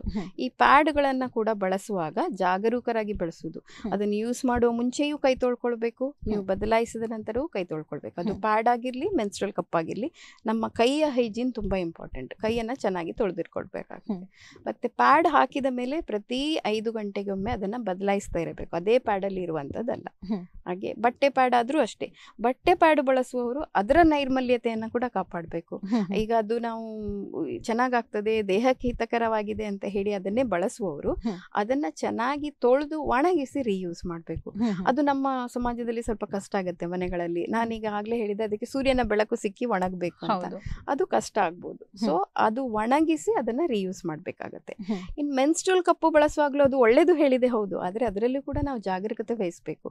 ಅದನ್ನ ಸರಿಯಾದ ಡಾಕ್ಟರ್ ಇಂದ ಕೇಳಿ ಹಾಕುವ ವಿಧಾನ ತೆಗೆದು ತಿಳ್ಕೊಳ್ಬೇಕು. ಆ ಮೆನ್ಸ್ಟ್ರುವಲ್ ಕಪ್ಪನ್ನು ಕೂಡ ಚೆನ್ನಾಗಿ ತೊಳೆದು ಒಣಗಿಸಿ ರೀಯೂಸ್ ಮಾಡ್ಬೇಕಾಗತ್ತೆ. ಅಲ್ಲಿ ಕೂಡ ಸ್ವಚ್ಛತೆಯನ್ನ ಕಾಪಾಡಬೇಕಾಗತ್ತೆ. ಎಲ್ಲದನ್ನು ಬಳಸುವಾಗ ನಮ್ಮ ಕೈಯ ಸ್ವಚ್ಛತೆಯು ಮುಖ್ಯವಾಗಿರ್ತದೆ. ಅಂದ್ರೆ ನಾವು ಯಾವುದೇ ಒಂದು ಸುರಕ್ಷತಾ ಕ್ರಮವನ್ನ ತೆಗೆದುಕೊಂಡ್ರು ಕೂಡ ಅದರಲ್ಲೂ ಕೂಡ ನೈರ್ಮಲ್ಯವನ್ನ ಕಾಪಾಡುವುದು ಬಹಳಷ್ಟು ಮುಖ್ಯವಾಗಿರ್ತದೆ. ಈ ನೈರ್ಮಲ್ಯ ಏನ್ ಹೇಳ್ತೇವೆ, ಈ ಹೈಜೀನ್ ಅನ್ನ ನಾವು ಹೇಗೆ ಮೇಂಟೈನ್ ಮಾಡ್ತೇವೆ ಅದರ ಮೇಲೆ ನಮ್ಮ ಆರೋಗ್ಯ ಡಿಪೆಂಡ್ ಆಗಿರ್ತದೆ ಅಂತ ಹೇಳಿ ಒಳ್ಳೆ ರೀತಿಯಲ್ಲಿ ಹೇಳಿದ್ರಿ ಡಾಕ್ಟರ್. ಕಾರ್ಯಕ್ರಮದಲ್ಲಿ ಒಂದು ಪುಟ್ಟ ವಿರಾಮವನ್ನ ತೆಗೆದುಕೊಳ್ಳೋಣ ವೀಕ್ಷಕರೇ. ಈಗೊಂದು ಪುಟ್ಟ ವಿರಾಮದ ನಂತರ ವೈದ್ಯ ಸಿಂಧು ಕಾರ್ಯಕ್ರಮ ಮತ್ತೆ ಮುಂದುವರಿಯುತ್ತದೆ. ವೈದ್ಯೋ ನಾರಾಯಣ ಹರಿ, ವೈದ್ಯೋ Narayana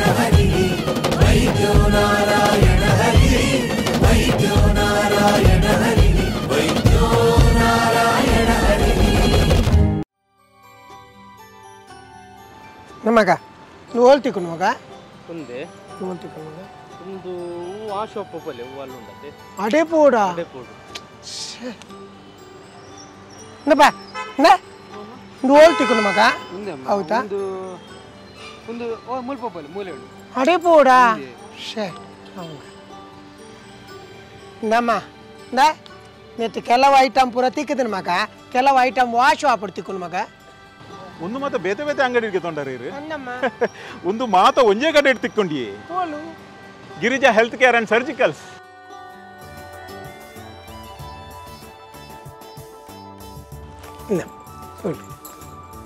water bed nebulizer adult diaper hospital cot suction machine ಒಂದು ಮಾತು ಉಂಡು ಅದೇ ಒಂದು ನಂಗೆ ಪ್ಯಾಕ್ ಮಲ್ಪಲೆ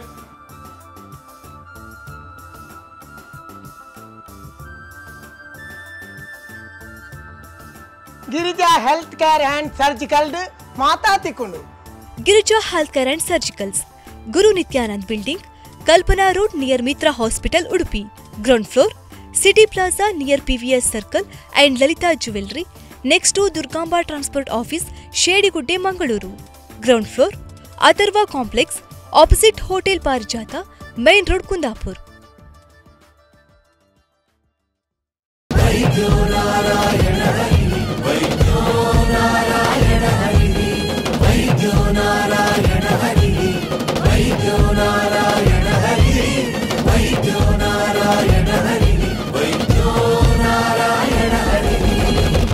ವೀಕ್ಷಕರೇ, ವಿರಾಮದ ಬಳಿಕ ಮತ್ತೆ ವೈದ್ಯ ಸಿಂಧು ಕಾರ್ಯಕ್ರಮಕ್ಕೆ ಸ್ವಾಗತ. ನಮ್ಮ ಇಂದಿನ ಸಂಚಿಕೆಯಲ್ಲಿ ಋತುಚಕ್ರದ ಆರೋಗ್ಯದ ಬಗ್ಗೆ ಹಾಗೆ ಋತುಚಕ್ರದ ನೈರ್ಮಲ್ಯದ ಬಗ್ಗೆ ಮಾತಾಡ್ತಾ ಇದ್ವಿ. ಡಾಕ್ಟರ್ ರಾಜಲಕ್ಷ್ಮಿ ಮೇಡಮ್ ಅವರು ನಮ್ಮೊಂದಿಗಿದ್ದಾರೆ. ಮೇಡಮ್, ನೀವು ಈವಾಗಲೇ ನಮಗೆ ಬಹಳಷ್ಟು ಮಾಹಿತಿಯನ್ನ ಋತುಚಕ್ರದ ನೈರ್ಮಲ್ಯದ ಬಗ್ಗೆ ಕೊಟ್ಟಿದ್ದೀರಾ. ಸೊ ಋತುಚಕ್ರದ ನೈರ್ಮಲ್ಯದಲ್ಲಿ ನಾವು ಯಾವ ರೀತಿಯ ಒಂದು ಸ್ಯಾನಿಟರಿ ಪ್ಯಾಡ್ ಆಗಿರ್ಬೋದು, ಕಾಟನ್ ಪ್ಯಾಡ್ ಆಗಿರ್ಬೋದು, ಹಾಗೆ ಮೆನ್ಸ್ಟ್ರುವಲ್ ಕಪ್ ಇದ್ರ ಬಗ್ಗೆ ಹೇಳ್ತಾ ಇದ್ರಿ. ಸೊ ಮೆನ್ಸ್ಟ್ರುವಲ್ ಕಪ್ ಅನ್ನ ಬಳಸುವ ಅಂತ ಹೇಳುವ ಒಂದು ಮನಸ್ಸಿದ್ದವರಿಗೆ ಅದು ಪ್ಲಾಸ್ಟಿಕ್ ಅಲ್ಲ, ಸಿಲಿಕಾನಿಂದ ಮೆಡಿಕಲಿ ಪ್ರೂವನ್ ಆಗಿರುವಂಥದ್ದು ಅಂತ ಹೇಳಿದ್ರೆ, ಸೊ ಮೆನ್ಸ್ಟ್ರುವಲ್ ಕಪ್ ಅನ್ನು ಬಳಸುವವರಿಗೆ ಯಾವ ರೀತಿಯ ಬಳಸುವ ವಿಧಾನ ಇರ್ತದೆ, ಅದರಿಂದ ಯಾವ ರೀತಿಯಲ್ಲಿ ಅವರು ಪ್ರಯೋಜನವನ್ನ ಪಡ್ಕೊಳ್ಬಹುದು ಅಂತ ಹೇಳುವ ಒಂದು ಇನ್ಫಾರ್ಮೇಶನ್ ಅನ್ನ ಕೊಡ್ಬೋದಾ? ಓಕೆ, ಈಗ ಮೆನ್ಸ್ಟ್ರುವಲ್ ಕಪ್ ಅಂತ ಹೇಳುವಂಥದ್ದು ಇದು ಈ ಥರದಲ್ಲಿ ಇರುತ್ತೆ, ಕಾಣಿಸುತ್ತೆ ಅನ್ಕೊಂಡಿದ್ದೆ. ಇದನ್ನ ಸಿಲಿಕಾನ್, ಮೆಡಿಕಲ್ ಗ್ರೇಡ್ ಸಿಲಿಕಾನ್ ಇಂದ ಮಾಡಿರುವಂಥದ್ದು. ನಮ್ಮ ಪ್ಯಾಡ್ಗಳೆಲ್ಲ ರಕ್ತಸ್ರಾವ ಅದನ್ನ ಹೀರಿಕೊಳ್ತದೆ. ಇದು ರಕ್ತಸ್ರಾವ ಕಲೆಕ್ಟ್ ಮಾಡ್ತದೆ, ಸಂಗ್ರಹ ಮಾಡ್ತದೆ. ಸೊ ಇದನ್ನ ಆಮೇಲೆ ನಾವು ತೆಗೆದು ಆ ಬ್ಲಡ್ ಇದರಲ್ಲಿ ಕಲೆಕ್ಟ್ ಆದದನ್ನ ಬಾತ್ರೂಮ್ ಅಲ್ಲಿ ಹಾಕಿ, ಕೊಮೋಡಿಗೆ ಹಾಕಿ, ಆಮೇಲೆ ಇದನ್ನ ಕ್ಲೀನ್ ಮಾಡಿ ರೀಯೂಸ್ ಮಾಡುವಂಥದ್ದು. ಸೊ ಇದು ಮೆನ್ಸ್ಟ್ರುವಲ್ ಕಪ್. ಇದರಲ್ಲಿ ಬೇರೆ ಬೇರೆ ಸೈಜ್ ಬರ್ತದೆ, ಸ್ಮಾಲ್, ಮೀಡಿಯಂ, ಲಾರ್ಜ್ ಅಂತ ಹೇಳಿ. ಮದುವೆ ಆಗುವ ಮುಂಚೆ ಯೂಸ್ ಮಾಡುವುದು, ಮದುವೆ ಆಗಿ ಡೆಲಿವರಿ ಆದ್ಮೇಲೆ ಯೂಸ್ ಮಾಡುವಂತವ್ರು, ಹಾಗೆ ಅವರವರ ವ್ಯಜೈನಕ್ಕೆ, ಅವರ ಯೋನಿಯ ಸೈಜಿಗೆ ತಕ್ಕವಾಗಿ ಇದನ್ನ ಯೂಸ್ ಮಾಡುವಂಥದ್ದು. ಈಗ ನಾನು ಆವಾಗಲೇ ತೋರಿಸಿದೆ ಗರ್ಭಕೋಶ ಹೀಗಿರತ್ತೆ ಅಂತ. ಸೊ ಇದು ಇಲ್ಲಿ ಯೋನಿಯ ಭಾಗದಲ್ಲಿ ಬಂದು ನಿಂತ್ಕೊಳ್ಳುತ್ತೆ, ಈ ತರ ಬ್ಲಡ್ ಅನ್ನ ಕಲೆಕ್ಟ್ ಮಾಡುತ್ತೆ. ಸೊ ಇದು ಇಲ್ಲಿ ಹೇಳುವಾಗ ದೇಹದ ಒಳಗೆ ಹೋಗುತ್ತೆ. ಸೊ ಈ ದೇಹದ ಒಳಗೆ ಹೋಗ್ತದೆ ಹೇಳುವಾಗ ಪ್ಯಾಡ್ ಇಟ್ಕೊಂಡಾಗೆ ಅಲ್ಲ, ನಿಮ್ಗೆ ಅದರ ಬಗ್ಗೆ ಇನ್ಫಾರ್ಮೇಶನ್, ಮಾಹಿತಿ ಸರಿಬೇಕು. ಸೊ ಅದನ್ನ ಹಾಕುವುದು ಹೇಗೆ, ಅದನ್ನ ತೆಗೆಯುವುದು ಹೇಗೆ, ಅದರ ಬಗ್ಗೆ ಮುಂಚೆ ಹೋಗಿ ವೈದ್ಯರಲ್ಲಿ ಕೇಳ್ಕೊಳ್ಬೇಕಾಗತ್ತೆ. ಗೈನಕಾಲಜಿಸ್ಟ್ ಹತ್ರ ಹೋಗಿ ತಿಳ್ಕೊಳ್ಬೇಕು ಹೇಗೆ ಅದನ್ನ ಯೂಸ್ ಮಾಡುವಂತದ್ದು. ನಿಮಗೆ ಯಾವ ಸೈಜ್ ಸರಿ ಆಗ್ತದೆ ಅದನ್ನು ನೋಡ್ಬೇಕಾಗತ್ತೆ.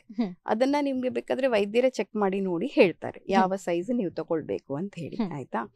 ಆಮೇಲೆ ಯಾವತ್ತೂ ಅದನ್ನ ಯೂಸ್ ಮಾಡುವಾಗ ಫಸ್ಟೇ ನಾವು ಟ್ರೈ ಮಾಡಿ ನೋಡ್ತೇವೆ ಅಂತ ಮಾಡ್ಲಿಕ್ಕೆ ಹೋಗ್ಬಾರ್ದು. ಪೀರಿಯಡ್ ಟೈಮ್ ಅಲ್ಲಿ ಮಾತ್ರ ಅದನ್ನ ಬಳಸಬೇಕು.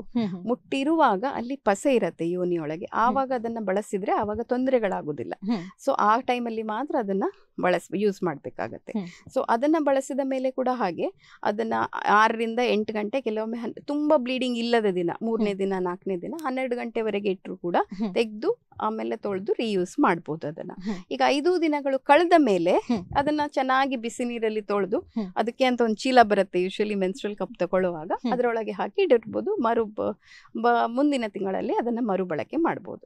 ಈಗ ಇದ್ರಲ್ಲಿ ಬೆನಿಫಿಟ್ ಏನು ಅಂತ ಹೇಳಿದ್ರೆ, ಒಂದು, ಪ್ಯಾಡ್ ಇಟ್ಕೊಂಡಾಗ ಆಗುವಂತಹ ತರಚುವಿಕೆ ಆಗುವುದು, ಅಲ್ಲಿ ರ್ಯಾಶ್ ಬರುವಂತದ್ದು ಅದು ಇರುವುದಿಲ್ಲ. ಎರಡನೇದು, ಕಾಸ್ಟ್ ನಾವು ನೋಡಿದ್ರೆ ಪ್ಯಾಡ್ಗಳಿಗೆ ಬೇಕಾದ ಕಾಸ್ಟ್ ತಿಂಗಳಿಗೆ ಒಂದು ಯಾವ ನಿಮ್ಮ ಬ್ರ್ಯಾಂಡಿನ ಮೇಲೆ ಹೋಗ್ತದೆ, ಹೌದು. 200-300 ರೂಪಾಯಿ. ಇದು ಒಳ್ಳೆ ಕ್ವಾಲಿಟಿದು ತಗೊಂಡ್ರು 400 to 500 ರುಪೀಸ್ ಇರುತ್ತೆ. ಒಂದು ಮೆನ್ಸ್ಟ್ರಲ್ ಕಪ್ ತಗೊಂಡು ಅದನ್ನ 10 ವರ್ಷದವರೆಗೆ ಯೂಸ್ ಮಾಡ್ಬೋದು. ನೀವು ಚೆನ್ನಾಗಿ ಕ್ಲೀನ್ ಆಗಿ ಇಟ್ಕೊಂಡಿದ್ರೆ 10 ವರ್ಷದವರೆಗೆ ಯೂಸ್ ಅಂದ್ರೆ ನೀವು ಅಷ್ಟು ಹೈಜೀನ್ ಅನ್ನ ಮೇಂಟೈನ್ ಮಾಡಿರ್ಬೇಕು. ಸೊ ಇದು ರ್ಯಾಶ್ ಫ್ರೀ, ರ್ಯಾಶ್ ಇರುದಿಲ್ಲ. Cash free compare to pads, ಇದು ಕ್ಯಾಶ್ ಫ್ರೀ. ಹಾಗೆ ಟ್ರಾಶ್ ಫ್ರೀ. ಟ್ರಾಶ್ ಅಂದ್ರೆ ಇದು ಬಯೋಡಿಗ್ರೇಡೇಬಲ್ ಆಗದಂತಹದಲ್ಲ. ಈಗ ಪ್ಯಾಡ್ ಆದ್ರೂ ನಾವು ಡಿಸ್ಪೋಸ್ ಮಾಡ್ಬೇಕು, ಅದರ ಡಿಸ್ಪೋಸ್ ಮಾಡಿದ್ರಲ್ಲಿ ನಾವು ಬೇರೆ ಟ್ರಾಶ್ ಆಗೇ ಆಗತ್ತೆ, ಅದನ್ನ ನಾವು ನಿರ್ವಹಣೆ ಮಾಡ್ಬೇಕು, ತ್ಯಾಜ್ಯ ನಿರ್ವಹಣೆ. ಸೊ ಇದ್ರಲ್ಲಿ 3 ಇಲ್ಲ ಅಂತ ಹೇಳಿ ಅದಕ್ಕೋಸ್ಕರ ನಾವ್ ಇದನ್ನ ಪ್ರಮೋಟ್ ಮಾಡುವಂತದ್ದು, ಬಳಸಿ ಅಂತ. ಆದ್ರೂ ನಮ್ಗೆ ಸಾಮಾನ್ಯವಾಗಿ ನಾವು ಅಂದಾಜ್ ಮಾಡುವಂತದ್ದು ಮೆನ್ಸ್ಟ್ರುವಲ್ ಕಪ್ಸ್ ಅನ್ನ ನಾವು ಯೂಸ್ ಮಾಡಿದ್ರೆ ಅದರಿಂದ ಏನಾದ್ರೂ ಲೀಕೇಜ್ ಆದ್ರೆ ನಾವು ಹೊರಗೆ ಹೋದಾಗ ನಮ್ಗೆ ಸಮಸ್ಯೆ ಆಗ್ತದೆ, ಇದರಿಂದ ನಾವು ಸ್ವಲ್ಪ ಗಲಿಬಿಲಿಗೆ ಒಳಗಾಗ್ತೇವೇನೋ, ಅದನ್ನ ಯೂಸ್ ಮಾಡುವ ರೀತಿ ನಮ್ಗೆ ಕರೆಕ್ಟ್ ಆಗಿ ಗೊತ್ತಿಲ್ಲದೆ ಇರ್ಬೋದು. ಸೊ ಅದಕ್ಕೆ ಏನು ಪರಿಹಾರ? ಇದರಿಂದ ನಿಜವಾಗಿ ಈ ಒಂದು ಲೀಕೇಜ್ ನ ಸಮಸ್ಯೆಗಳು ಬರ್ತದಾ ಅಂತ ಹೇಳ್ತೀರಾ? ಚೆನ್ನಾದ ಪ್ರಶ್ನೆ ನಿಮ್ದು. ಕೆಲವೊಮ್ಮೆ ಆಗತ್ತೆ, ಫಸ್ಟ್ 1-2 ತಿಂಗಳಲ್ಲಿ ನಿಮ್ದು ಟ್ರಯಲ್ ಅಂಡ್ ಎರರ್ ಮೆಥಡ್ ಇರುತ್ತೆ. ಸೈಜ್ ಸರಿಯೋ ಇಲ್ವೋ ನೋಡ್ಲಿಕ್ಕೆ, ಅದು ನಮ್ಗೆ ಕಂಫರ್ಟೇಬಲ್ ನಾವೆಲ್ಲ ಕೆಲಸ ಮಾಡ್ಲಿಕ್ಕೆ ಆಗತ್ತಾ ನೋಡ್ಲಿಕ್ಕೆ. ಸೊ ಆ ಫಸ್ಟ್ 1-2 ಸೈಕಲ್ ಅಲ್ಲಿ ಬಟ್ಟೆ ಪ್ಯಾಡ್ ಅಥವಾ ಯಾವ್ದಾದ್ರು ಇಕೋ ಫ್ರೆಂಡ್ಲಿ ಪ್ಯಾಡ್ ಯೂಸ್ ಮಾಡಿ ಅಂತಾನೆ ನಾವು ಹೇಳ್ತೇವೆ. ಸೊ ಅದನ್ನ ಬಳಸ್ಬೋದು. ಮತ್ತೆ ಅದು ಸರಿಯಾಗಿ ಕೂತಿದ್ರೆ ಅದು ಒಳಗೆ ವ್ಯಾಕ್ಯೂಮ್ ಕ್ರಿಯೇಟ್ ಆಗಿ ಕೂತ್ಕೊಳ್ಳುವಂಥದ್ದು. ಇದನ್ನ ನಾವು ಹೀಗೆ ಮಡಚಿ ಹಾಕ್ತೇವೆ, ಅದಲ್ಲಿ ಬಿಡಿಸಿ ಒಳಗೆ ಕೂತ್ಕೊಳ್ಳುವಾಗ ಟಕ್ ಅಂತ ಒಂದು ಸೌಂಡ್ ಬರುತ್ತೆ. ಸೊ ಆ ಸೌಂಡ್ ಬಂದಿದೆ ಅಂದ್ರೆ ಅದು ವ್ಯಾಕ್ಯೂಮ್ ಆಗಿ ಕೂತಿದೆ ಅಂತ ಅರ್ಥ. ಸೊ ಆ ತರ ಕೂತಾಗ ಲೀಕೇಜ್ ಇರುದಿಲ್ಲ. ಸೊ ಸರಿಯಾಗಿ ಕೂತಿಲ್ಲ ಅಡ್ಜಸ್ಟ್ ಆಗಿ ಯೋನಿ ಒಳಗೆ ಅಂದಾಗ ಲೀಕೇಜ್ ಇರೋ ಸಾಧ್ಯತೆ ಇರ್ತದೆ. ಸೊ ಅದು ಅಭ್ಯಾಸದಿಂದ ಬರ್ತದೆ. ಮೊದಲನೇ ಪೀರಿಯಡ್ ಅಲ್ಲೇ ಆಗ್ಬೇಕು ಅಂತ ಹೇಳಿಕ್ ಆಗುದಿಲ್ಲ. ಆವಾಗ ಸಪೋರ್ಟಿವ್ ಆಗಿ ಪ್ಯಾಡ್ ಗಳನ್ನ ಯೂಸ್ ಮಾಡುದು ಒಳ್ಳೇದು. ಅಂದ್ರೆ ಮತ್ತೆ ಇದು ಮುಟ್ಟಿನ ಟೈಮಲ್ಲಿ ಮಾತ್ರ ನಾವು ಅದನ್ನ ಮುಟ್ಟಿನ ಟೈಮಲ್ಲಿ ಮಾತ್ರ ಬಳಸಬೇಕು. ಇಲ್ಲದ್ರೆ ಬಳಸಿದಲ್ಲಿ ಅದು ಯೋನಿ ಒಳಗೆ ಗಾಯ ಆಗುವಂತದ್ದು, ಇಂಜುರಿ ಆಗುವ ಸಾಧ್ಯತೆಗಳಿರುತ್ತೆ. ಸೊ ಅದನ್ನ ಬಳಸುವಾಗ ಕೂಡ ಬಹಳಷ್ಟು ಜಾಗೃತಿಯನ್ನ ವಹಿಸಬೇಕು. ಹಾಗೆ ಇನ್ನೊಂದು ಮುಖ್ಯವಾದ ಒಂದು ಪ್ರಶ್ನೆ ಅಂತ ಹೇಳಿದ್ರೆ, ಈ ಒಂದು ಮೆನ್ಸ್ಟ್ರುವಲ್ ಕಪ್ ಅನ್ನ ಬಳಸುವಾಗ ಕೆಲವರಿಗೆ ಕೆಲವಷ್ಟು ರೀತಿಯ ಸಂಶಯಗಳು ಇರ್ತದೆ. ಸೊ ಮೆನ್ಸ್ಟ್ರುವಲ್ ಕಪ್ ಮತ್ತೆ ವರ್ಜಿನಿಟಿ ಇದಕ್ಕೆ ಏನಾದ್ರೂ ಸಂಬಂಧ ಇದೆಯಾ? ಇಂತಹ ಒಂದು ಪ್ರಶ್ನೆ ಕೂಡ ಬಂದೇ ಬರ್ತದೆ. ಸೊ ಇದಕ್ಕೆ ನೀವು ನಮ್ಮ ವೀಕ್ಷಕರಿಗೆ ಏನ್ ಹೇಳಲಿಕ್ಕೆ ಇಷ್ಟಪಡ್ತೀರಾ? ಸಾಮಾನ್ಯ ಜನರಲ್ಲಿ ಸಾಮಾನ್ಯವಾಗಿ ಇದು ಬರುವಂತ ಕ್ವೆಶ್ಚನ್. ಹೌದು, ಆಕ್ಚುಲಿ ಇದೆರಡಕ್ಕೂ ಸಂಬಂಧ ಇಲ್ಲ. ವರ್ಜಿನಿಟಿ ಅಂತ ಹೇಳುವಂತದ್ದು ಹೈಮೆನ್ ರಪ್ಚರ್ ಆದಾಗ ಹೋಗುವಂತದ್ದು ಅಂತ. ಸೊ ಅದು ಫಸ್ಟ್ ಲೈಂಗಿಕ ಸಂಬಂಧ ಆದಾಗ ಹೋಗುವಂತದ್ದು ಅಂತ ಹೇಳಿ. ಅದು ಈವನ್ ನೀವು ಹೆವಿ ಆಟ ಆಡಿದಾಗ, ಅಥ್ಲೆಟಿಕ್ಸ್ ಅಲ್ಲಿ ಇದ್ದಾಗ, ಸೈಕ್ಲಿಂಗ್ ಮಾಡಿದಾಗ ಕೂಡ ಅದು ಹೈಮೆನ್ ಪದರ ಹರಿದು ಹೋಗ್ಲಿಕ್ಕೆ ಸಾಧ್ಯತೆ ಇರತ್ತೆ. ಸೊ ಇದರಿಂದ ಹರಿದು ಹೋದರೆ ವರ್ಜಿನಿಟಿ ಹೋಯ್ತು ಅಂತ ಹೇಳಕ್ಕಾಗಲ್ಲ. Virginity is related only to your sexual activity. This is for your menstrual hygiene. So ಅದಕ್ಕೂ ಇದಕ್ಕೂ ಸಂಬಂಧ ಇಲ್ಲ. ಇದರಿಂದಾಗಿ ವರ್ಜಿನಿಟಿ ಹೋಯ್ತು ಅಂತ ಹೇಳಕ್ ಆಗೋದಿಲ್ಲ. ಸೊ ಇದು ನಮ್ಮ ಜನರ ಒಂದು ತಪ್ಪು ಕಲ್ಪನೆ ಅಂತಾನೆ ಹೇಳ್ಬೋದು. ಹಾಗಿರುವಾಗ ಒಂದು ಸಲ ಮೆನ್ಸ್ಟ್ರುವಲ್ ಕಪ್ ಅನ್ನ ಇನ್ಸರ್ಟ್ ಮಾಡಿದ್ರೆ ಎಷ್ಟು ಟೈಮ್ ತನಕ ನಾವು ಇಟ್ಕೊಳ್ಬಹುದು? ಅಂದ್ರೆ ಕೆಲವರಿಗೆ ಹೆವಿ ಬ್ಲೀಡಿಂಗ್ ಇರ್ತದೆ, ಕೆಲವರಿಗೆ ಸ್ವಲ್ಪ ಬ್ಲೀಡಿಂಗ್ ನಾರ್ಮಲ್ ಇರ್ತದೆ. ಸೊ ಎಷ್ಟು ಟೈಮ್ ತನಕ ಇದನ್ನ ಇನ್ಸರ್ಟೆಡ್ ಇಟ್ಕೊಳ್ಳೋ? ಯೂಶಲಿ ಆ ಸೈಜ್ ಮೇಲೆ ಹೋಗುತ್ತೆ. ಯೂಶಲಿ 4 ml ವರೆಗೆ ಅದು ಹಿಡ್ಕೊಳ್ಳುತ್ತೆ. 4 ml ವರೆಗೆ 8 ಗಂಟೆ ಒಳಗೆ ತಡ್ಕೊಳ್ಬಹುದು ಅಂತ ಹೇಳುತ್ತೆ. ಹೆವಿ ಬ್ಲೀಡಿಂಗ್ ಇದ್ದಾಗ ಅವರಿಗೆ ಅದು ಹೆವಿನೆಸ್ ಅನುಭವ ಆಗುತ್ತೆ. ಕಪ್ ಫಿಲ್ ಆಗಿದೆ, ಹೆವಿನೆಸ್ ಆಗಿದೆ ಅಂತ, ಆವಾಗ ಅದನ್ನ ತೆಗಿಬಹುದು. ಇಲ್ಲಾದ್ರೆ ಒಂದು 8 ಅವರ್ಸ್ ನಂತರ ಅದನ್ನ ಬದಲಿಸಬಹುದು. ಅಂದ್ರೆ ಇದಕ್ಕೆಲ್ಲ ವೇರಿಯಸ್ ಟೈಪ್ಸ್ ಆಫ್ ಅಂದ್ರೆ sizes of sizes of cup ಇದೆ. ಯಾಕೆಂದ್ರೆ ನಿಮ್ಮ ಪ್ರತಿ ಮಹಿಳೆಯ ಯೋನಿಯ ಸೈಜ್ ಗಾತ್ರವನ್ನ ನೋಡಿ ಅದನ್ನ ಬಳಸಬೇಕಾಗ್ತದೆ. ಸಣ್ಣ ಮಕ್ಕಳಲ್ಲಿ ಮದುವೆಗೆ ಮುಂಚೆ ಯೋನಿ ನ್ಯಾರೋ ಆಗಿರುತ್ತೆ, ಅಲ್ಲಿ ಸಣ್ಣ ಸೈಜ್ ಸಾಕಾಗುತ್ತೆ. ಡೆಲಿವರಿ ಆದ್ಮೇಲೆ, ನಾರ್ಮಲ್ ಡೆಲಿವರಿ ಆದ್ಮೇಲೆ ವೆಜೈನಾ ಸ್ವಲ್ಪ ಲ್ಯಾಕ್ಸ್ ಆಗುತ್ತೆ. ಸೊ ದೊಡ್ಡ ಕಪ್ ಬೇಕಾಗುತ್ತೆ. ಹಾಗೆ ಡಾಕ್ಟರ್, ನಾವು ಮೆನ್ಸ್ಟ್ರುವಲ್ ಕಪ್ ಅನ್ನ ಹಾಕಿದ್ರೆ, ಅದನ್ನ ಯೂಸ್ ಮಾಡಿದ್ರೆ ಯೂರಿನೇಷನ್ ಮಾಡ್ಬೋದಾ ಅಂತ ಹೇಳುವ ಒಂದು ಸಂಶಯ ಕೂಡ ಇರ್ತದೆ. ನಮ್ಗೆ ಏನಾದ್ರೂ ಕಷ್ಟ ಆಗ್ತದೆ, ಯಾಕಂದ್ರೆ ಯಾರು ಕಷ್ಟವನ್ನ ಪಡ್ಲಿಕ್ಕೆ ಇಷ್ಟಪಡೋದಿಲ್ಲ. ಸೊ ಹಾಗಿರುವಾಗ ಅದರಿಂದ ಏನಾದ್ರೂ ಕಷ್ಟ ಆಗ್ತದಾ, ಅಥವಾ ನಾವು ಆ ಟೈಮಲ್ಲಿ ಯೂರಿನೇಷನ್ ಹೋಗ್ಲಿಕ್ಕಿಲ್ವಾ? ಆ ಒಂದು ಸಂಶಯಕ್ಕೆ ಏನ್ ಆನ್ಸರ್ ಮಾಡ್ತೀರಾ? ಇಲ್ಲ, ಏನು ತೊಂದರೆ ಆಗುದಿಲ್ಲ. ಯೋನಿಯ ದ್ವಾರವನ್ನ ಮಾತ್ರ ಮುಚ್ಕೊಂಡಿರತ್ತೆ ಈ ನಮ್ಮ ಮೆನ್ಸ್ಟ್ರುವಲ್ ಕಪ್. ಮೂತ್ರದ್ವಾರ ಆಗ್ಲಿ ಗುದದ್ವಾರ ಆಗ್ಲಿ ಮುಚ್ಚಿರುದಿಲ್ಲ. ಸೊ ನೀವು ಮೂತ್ರ ಮಾಡ್ಲಿಕ್ಕೂ ಹೋಗ್ಬೋದು, ಇದನ್ನ ಮಲವನ್ನು ಮಾಡ್ಲಿಕ್ಕೆ ಕೊಡ್ಲಿಕ್ಕೆ ಆಗ್ತದೆ, ಏನ್ ತೊಂದರೆ ಆಗುದಿಲ್ಲ. ಪ್ಲಸ್ ಅಡಿಷನಲ್ ಇದರಲ್ಲಿ ತೊಂದರೆ ಏನಂದ್ರೆ ನೀವು ಎಕ್ಸರ್ಸೈಸ್ ಕೂಡ ಮಾಡ್ಬೋದು, ಯೋಗ ಕೂಡ ಮಾಡ್ಬೋದು, ಸ್ವಿಮ್ಮಿಂಗ್ ಕೂಡ ಮಾಡ್ಬೋದು.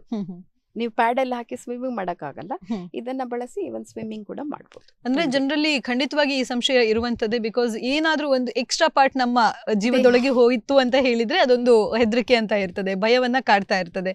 ಸೊ ಅದಕ್ಕೆ ಈ ಒಂದು ಯಾವ ರೀತಿಯ ಪ್ರಾಬ್ಲಮ್ ಇಲ್ಲ ಅಂತ ಹೇಳ್ತೀರಾ? ಇಲ್ಲ, ನಿಜವಾಗಿ ಆದ್ರೂ ಈ ಮೆನ್ಸ್ಟ್ರುಯಲ್ ಕಪ್ ಅನ್ನ ಬಳಸಲಿಕ್ಕೆ first of all mental preparedness ಬೇಕು, ಮಾನಸಿಕವಾಗಿ ರೆಡಿ ಆಗಿರಬೇಕು. ಅದಿಲ್ಲದೆ ಅದನ್ನ ಬಳಸಕ್ಕಾಗಲ್ಲ. ಅಯ್ಯೋ ನನ್ನ ದೇಹದೊಳಗೆ ಏನೋ ಫಾರಿನ್ ಬಾಡಿಯನ್ನ ಇಟ್ಕೊಂಡಿದ್ದೀನಿ ಅಂತ ಇರುವಷ್ಟು ಟೈಮು ಅದು ತೊಂದರೆ ಕೊಡ್ತದೆ. ಆದ್ರೆ ಒಮ್ಮೆ ಅದನ್ನ ಮಾಡಿ ಅಭ್ಯಾಸ ಆದವರು ಎಷ್ಟೊಂದ್ ಜನ ಇವಾಗ ಹೇಳ್ತಾರೆ ನಮ್ಮ ದೇಹದಲ್ಲಿ ಏನಿದೆ ಅಂತಾನೆ ಗೊತ್ತಾಗಲ್ಲ, ನಾವು ಪೀರಿಯಡ್ ಅಲ್ಲಿ ಇದ್ದೇವೆ ಅಂತಾನೂ ಗೊತ್ತಾಗಲ್ಲ ಅಂತ. ಯಾಕೆಂದ್ರೆ ಕೆಲವೊಮ್ಮೆ ನಾನು ಅವಾಗ್ಲೇ ಹೇಳಿದೆ ವ್ಯಾಕ್ಯೂಮ್ ಇಂದ ಅಲ್ಲಿ ನಿಲ್ಲತ್ತೆ ಅಂತ. ಆ ವ್ಯಾಕ್ಯೂಮ್ ನಿಂದಾಗಿ ಆ ಮುಟ್ಟಿನ ಟೈಮಲ್ಲಿ ಬರುವ ಕಿಬ್ಬೊಟ್ಟೆ ನೋವು ಕೂಡ ಕಡಿಮೆ ಆಗುತ್ತೆ. ಸೊ ಅವರ ಕ್ವಾಲಿಟಿ ಆಫ್ ಲೈಫ್ ಕೂಡ ಇಂಪ್ರೂವ್ ಆಗುತ್ತೆ. ಅದರಿಂದ ತುಂಬಾ ಸಂತೋಷದಲ್ಲಿ ಬಂದು ಹೇಳೋರಿದ್ದಾರೆ ಇದು ಒಂದು ವರದಾನ ನಮ್ಗೆ ಅಂತ ಹೇಳಿ. ಅದು ದಪ್ಪ ಪ್ಯಾಡ್ ಹಾಕೊಳ್ಳೋದು, ಅದರಿಂದ ಗಾಯ ಆಗುವಂತದ್ದು, ತರಚುವಿಕೆ, ಅದರಿಂದ ಎಲ್ಲ ಇದು ಮುಕ್ತಿ ಕೊಡ್ತದೆ ಅಂತ ಹೇಳಿ. ಅದೇ ಹೇಳಿದ್ದು ನಮ್ಮ ಮಾನಸಿಕ ಸ್ಥಿತಿಯಲ್ಲಿ ಇರುತ್ತೆ. ಮಾನಸಿಕವಾಗಿ ನಾವು ಅದನ್ನ ಒಪ್ಪಿಕೊಂಡಾಗ ದೇಹ ತನ್ನಿಂತಾನೇ ಒಪ್ಕೊಳ್ತದೆ ಅದನ್ನ. ಹಾಗಾದ್ರೆ ಬಹಳಷ್ಟು ಜನರಿಗೆ ಕಾಂಟ್ರಾಡಿಕ್ಷನ್ಸ್ ಆಫ್ ಯೂಸೇಜ್ ಇರ್ತದೆ, ಇದ್ರ ಬಗ್ಗೆ ಏನು ಹೇಳಲಿಕ್ಕೆ ಇಷ್ಟಪಡ್ತೀರಾ? ಎಲ್ಲಿ ಇದನ್ನ ಯೂಸ್ ಮಾಡಬಾರ್ದು ಅಂತ ಹೇಳಿ. ಪ್ರೆಗ್ನೆನ್ಸಿ ಇದ್ದಾಗ ಯೂಸ್ ಮಾಡಬಾರ್ದು. ಆವಾಗ ಬ್ಲೀಡಿಂಗ್ ಹೇಗೂ ಆಗುದಿಲ್ಲ, ಸೊ ಎದುರಾಗತ್ತಿಲ್ಲ. ಯಾವ್ದಾದ್ರು ಇನ್ಫೆಕ್ಷನ್ ಆಗಿದ್ರೆ, ಸೋಂಕಿದ್ರೆ, ಫಂಗಲ್ ಸೋಂಕು ಅಥವಾ ಬ್ಯಾಕ್ಟೀರಿಯಲ್ ಸೋಂಕು ಅಥವಾ ಲೈಂಗಿಕ ಸೋಂಕುಗಳಿದ್ದಾಗ ಇದನ್ನ ಬಳಸಬಾರದು. ಅಥವಾ ಯಾವಾಗಾದ್ರೂ ಇದನ್ನ ಬಳಸಿ ಇದರಲ್ಲಿ ಅಲರ್ಜಿ ಆಗುದಿಲ್ಲ, ತುಂಬಾ ನೆಗ್ಲಿಜಿಬಲ್ ಅಮೌಂಟ್ ಎಲರ್ಜಿ ಇದೆ ಅಂತ ಅನಿಸಿದ್ರೆ ಆ ಟೈಮಲ್ಲಿ ಬಳಸಬಾರದು. ಬೇರೆ ಎಲ್ಲಾ ಟೈಮಲ್ಲಿ ಇದನ್ನ ಬಳಸಬಹುದು. ಹಾಗೆ ಡಾಕ್ಟರ್, ಇದ್ರ ಬಗ್ಗೆ ಒಂದು ಮಾಹಿತಿಯನ್ನ ಕೊಡಬೇಕು ಅಂತ ಹೇಳಿದ್ರೆ, ಒಂದು ಋತುಚಕ್ರದ ಮಾಹಿತಿಯನ್ನ ಇವಾಗಲೇ ನಾವು ಸ್ಕೂಲಲ್ಲೆಲ್ಲ ನೋಡ್ಬೋದು. ಹುಡುಗರನ್ನ ಕಳುಹಿಸಿ ಹುಡುಗಿಯರಿಗೆ ಈ ಒಂದು ಇದ್ರ ಬಗ್ಗೆ ನಾಲೆಜ್ ಅನ್ನ ಕೊಡುವಂಥದ್ದು. ಹಾಗಿರುವಾಗ ಹೇಗೆ ಈ ಮಕ್ಕಳಿಗೆ ಸ್ಕೂಲಲ್ಲಿ ಇದ್ರ ಬಗ್ಗೆ ಎಜುಕೇಶನ್ ಅನ್ನ ಕೊಡಬೇಕು ಅಂತ ಹೇಳಿ ನೀವು ಹೇಳ್ತೀರಾ? ಇತ್ತೀಚಿನ ದಿನಗಳಲ್ಲಿ ಈಗ ಸುಮಾರು ವರ್ಷಗಳಿಂದ ಇದು ಸೆಕ್ಷುವಲ್ ಎಜುಕೇಶನ್, ಸೆಕ್ಷುವಾಲಿಟಿ ಎಜುಕೇಶನ್ ಅಂತ ಸ್ಟಾರ್ಟ್ ಆಗಿದೆ. ಎಲ್ಲಾ ಸ್ಕೂಲ್ ಕಾಲೇಜುಗಳಲ್ಲಿ ಇರುತ್ತೆ, ಅವರ ಕೆರಿಕ್ಯುಲಮ್ ಅಲ್ಲೇ ಇದೆ ಇದು. ಸೊ ಯೂಶುವಲಿ ಏನಾಗುತ್ತೆ ಅಂದ್ರೆ ಇದು ಗುಟ್ಟಿನಲ್ಲಿ ಇಡಬೇಕಾದಂತ ವಿಷಯ. ಮುಟ್ಟು ಅಂದ್ರೆ ಅದು ಗುಟ್ಟು ಅಂತ ಒಂದು ಟ್ಯಾಬು ಇದೆ ನಮ್ಮ ಸಮಾಜದಲ್ಲಿ. ಅದರ ಬಗ್ಗೆ ಯಾರು ಓಪನ್ ಆಗಿ ಮಾತಾಡಲಿಕ್ಕೆ ಇಷ್ಟಪಡೋದಿಲ್ಲ. ಇವನ್ ಪ್ಯಾಡ್ ಅನ್ನ ಖರೀದಿಸಬೇಕು, ನಾವು ಸ್ಯಾನಿಟರಿ ಪ್ಯಾಡ್ ಇದೆಲ್ಲ ಖರೀದಿಸಬೇಕು ಅಂತ ಹೇಳಿದ್ರು ಮುಚ್ಚುಮರೆಯಲ್ಲಿ ಹೋಗಿ ಖರೀದಿಸ್ಕೊಂಡು ಅದಕ್ಕೊಂದು ಜಾಸ್ತಿ ಸಂಭ್ರಮ ಮಾಡ್ಕೊಂಡು ಬರ್ತೇವೆ. ಆ ಲೆಕ್ಕದಲ್ಲಿ ಇವಾಗ ಅದು ಆನ್ಲೈನ್ ಖರೀದಿ ಈಸಿ ಅಂತ ಅನ್ಸುತ್ತೆ, ಯಾರಿಗೂ ಏನು ಗೊತ್ತಾಗುದಿಲ್ಲ ಅಂತ. ಸೊ ನಾನೇನ್ ಹೇಳಲಿಕ್ಕೆ ಇಷ್ಟಪಡ್ತೇನೆ ಅಂದ್ರೆ ಇದು ಒಂದು ಯಾವುದೇ ಒಂದು ಸೈಡ್ ಲೈನ್ ಮಾಡಬೇಕಾದಂತ ಪ್ರಕ್ರಿಯೆ ಅಲ್ಲ. ಮುಟ್ಟು ಹೇಳುವಂಥದ್ದು ಪ್ರತಿಯೊಂದು ಹೆಣ್ಣಿನ ಜೀವನದಲ್ಲಿ ಒಂದು ಪ್ರಮುಖ ಪ್ರಕ್ರಿಯೆ. ಅದರಿಂದಾಗಿನೇ ಇನ್ನೊಂದು ಜೀವಿ ಉತ್ಪನ್ನ ಆಗುವಂಥದ್ದು. ಸೊ ಇದರ ಬಗ್ಗೆ ಮಾಹಿತಿ, ಅರಿವು ಹುಡುಗರಿಗೂ ಇರ್ಬೇಕು, ಹುಡುಗಿಯರಿಗೂ ಇರ್ಬೇಕು. ಅವರಿಗೂ ಇದು ಅರ್ಥ ಆಗ್ಬೇಕು. ಹುಡುಗಿಯರು ಯಾಕೆ ಕೆಲವೊಮ್ಮೆ ಮಕ್ಕಳು ಶಾಲೆ ಬರುದಿಲ್ಲ, 2-3 ದಿನ ನೋವಾಗ್ತದೆ, ಆಮೇಲೆ ಎಲ್ಲಿಯಾದ್ರೂ ಕಲೆ ಆದ್ರೆ ಅಂತ ಹೇಳಿ ಆವಾಗ ತಮಾಷೆ ಮಾಡುವವರು ಇರ್ತಾರೆ. ಸೊ ಆವಾಗ ನಾವು ಎಲ್ಲರಿಗೂ ಹೇಳ್ಬೇಕಾಗತ್ತೆ, ಗಂಡು ಮಕ್ಕಳಿಗೂ ತಿಳಿ ಹೇಳ್ಬೇಕಾಗತ್ತೆ. ನೋಡಪ್ಪ ಇದು ಹೀಗೀಗೆ ಆಗುದು, ಮಹಿಳೆಯ ದೇಹದಲ್ಲಿ ಆಗುವಂತಹದ್ದು, ಅವಳಿಗೆ ಈ ತರ ನೋವಿರತ್ತೆ, ಅದಕ್ಕೋಸ್ಕರ ಅವಳು ಬರುದಿಲ್ಲ, ಅದನ್ನ ಗೇಲಿ ಮಾಡುವಂತಹದ್ದಲ್ಲ, ಎಲ್ಲಾ ಮಹಿಳೆಯ ಜೀವನದಲ್ಲಿ ಇದಾಗುವಂಥದ್ದು ಅಂತ ಹೇಳಿ ತಿಳಿಸಿ ಹೇಳ್ಬೇಕಾಗತ್ತೆ. ಹುಡುಗರಿಗೂ ಹುಡುಗಿಯರಿಗೂ ಇಬ್ಬರಿಗೂ ನಾಲೆಜ್ ಇದ್ರ ಬಗ್ಗೆ ಅರಿವು, ಮಾಹಿತಿ ಕೊಡ್ಬೇಕಾಗತ್ತೆ. ಅಂದ್ರೆ ನಾವು ಎಜುಕೇಶನ್ ಕೊಟ್ಟಾಗ ಮಾತ್ರ ಅದರ ಬಗ್ಗೆ ಒಂದು ಜ್ಞಾನವನ್ನ ಅವರು ಪಡ್ಕೊಂಡು ಮತ್ತೆ ಆ ಒಂದು ತಪ್ಪು ಕಲ್ಪನೆಗಳೇನಿವೆ ಅಥವಾ ಅವರು ಗೇಲಿ ಮಾಡುವ ಒಂದು ಲಕ್ಷಣಗಳೇನಿವೆ ಅದು ಕಮ್ಮಿ ಆಗ್ಬೋದು. ಇದರಿಂದ ಮತ್ತೊಂದು ಹೆಣ್ಣು ಮಗುವಿಗೆ ಇಲ್ಲಿ ಒಂದು ಧೈರ್ಯ ಬರ್ಬೋದು ಅಂತ. ಹೌದು, ಧೈರ್ಯ ಬರ್ತದೆ. ಮತ್ತೊಂದು ಏನಂದ್ರೆ ಈ ಮಾಹಿತಿ ಈಗ ತುಂಬಾ ಅಗತ್ಯ. ಯಾಕೆ ಅಂತ ಹೇಳಿದ್ರೆ ಈಗಿನ ಕಾಲದಲ್ಲಿ ಮಕ್ಕಳಿಗೆ ಇನ್ಫಾರ್ಮೇಶನ್ ಉಂಟಲ್ಲ, ಅದು ಒಂದು ಮಹಾಪುರ, ಎಲ್ಲ ಕಡೆಯಿಂದ ಹರಿದು ಬರ್ತದೆ. ಯಾವ ಸೈಡ್ ಇಂದ ಬೇಕಾದ್ರೂ ಬರುತ್ತೆ, ಒಂದು ಫಿಂಗರ್ ಟಚ್ ಅಲ್ಲಿ ಎಲ್ಲ ಮಾಹಿತಿ ಸಿಗುತ್ತೆ. ತಪ್ಪು ಮಾಹಿತಿ ಯಾವುದು, ಸರಿ ಮಾಹಿತಿ ಯಾವುದು, ನಮ್ಮ ಜೀವನದಲ್ಲಿ ನಾವು ಯಾವ್ದನ್ನ ಬಳಸಬೇಕು ಅಂತ ಹೇಳುವುದು, ಅದು ಯಾರಾದ್ರೂ ಸರಿಯಾಗಿ ತಿಳಿದವರು ಹೇಳಿದಾಗ ಅವರಿಗೆ ಒಳ್ಳೆ ಮನವರಿಕೆ ಆಗ್ತದೆ.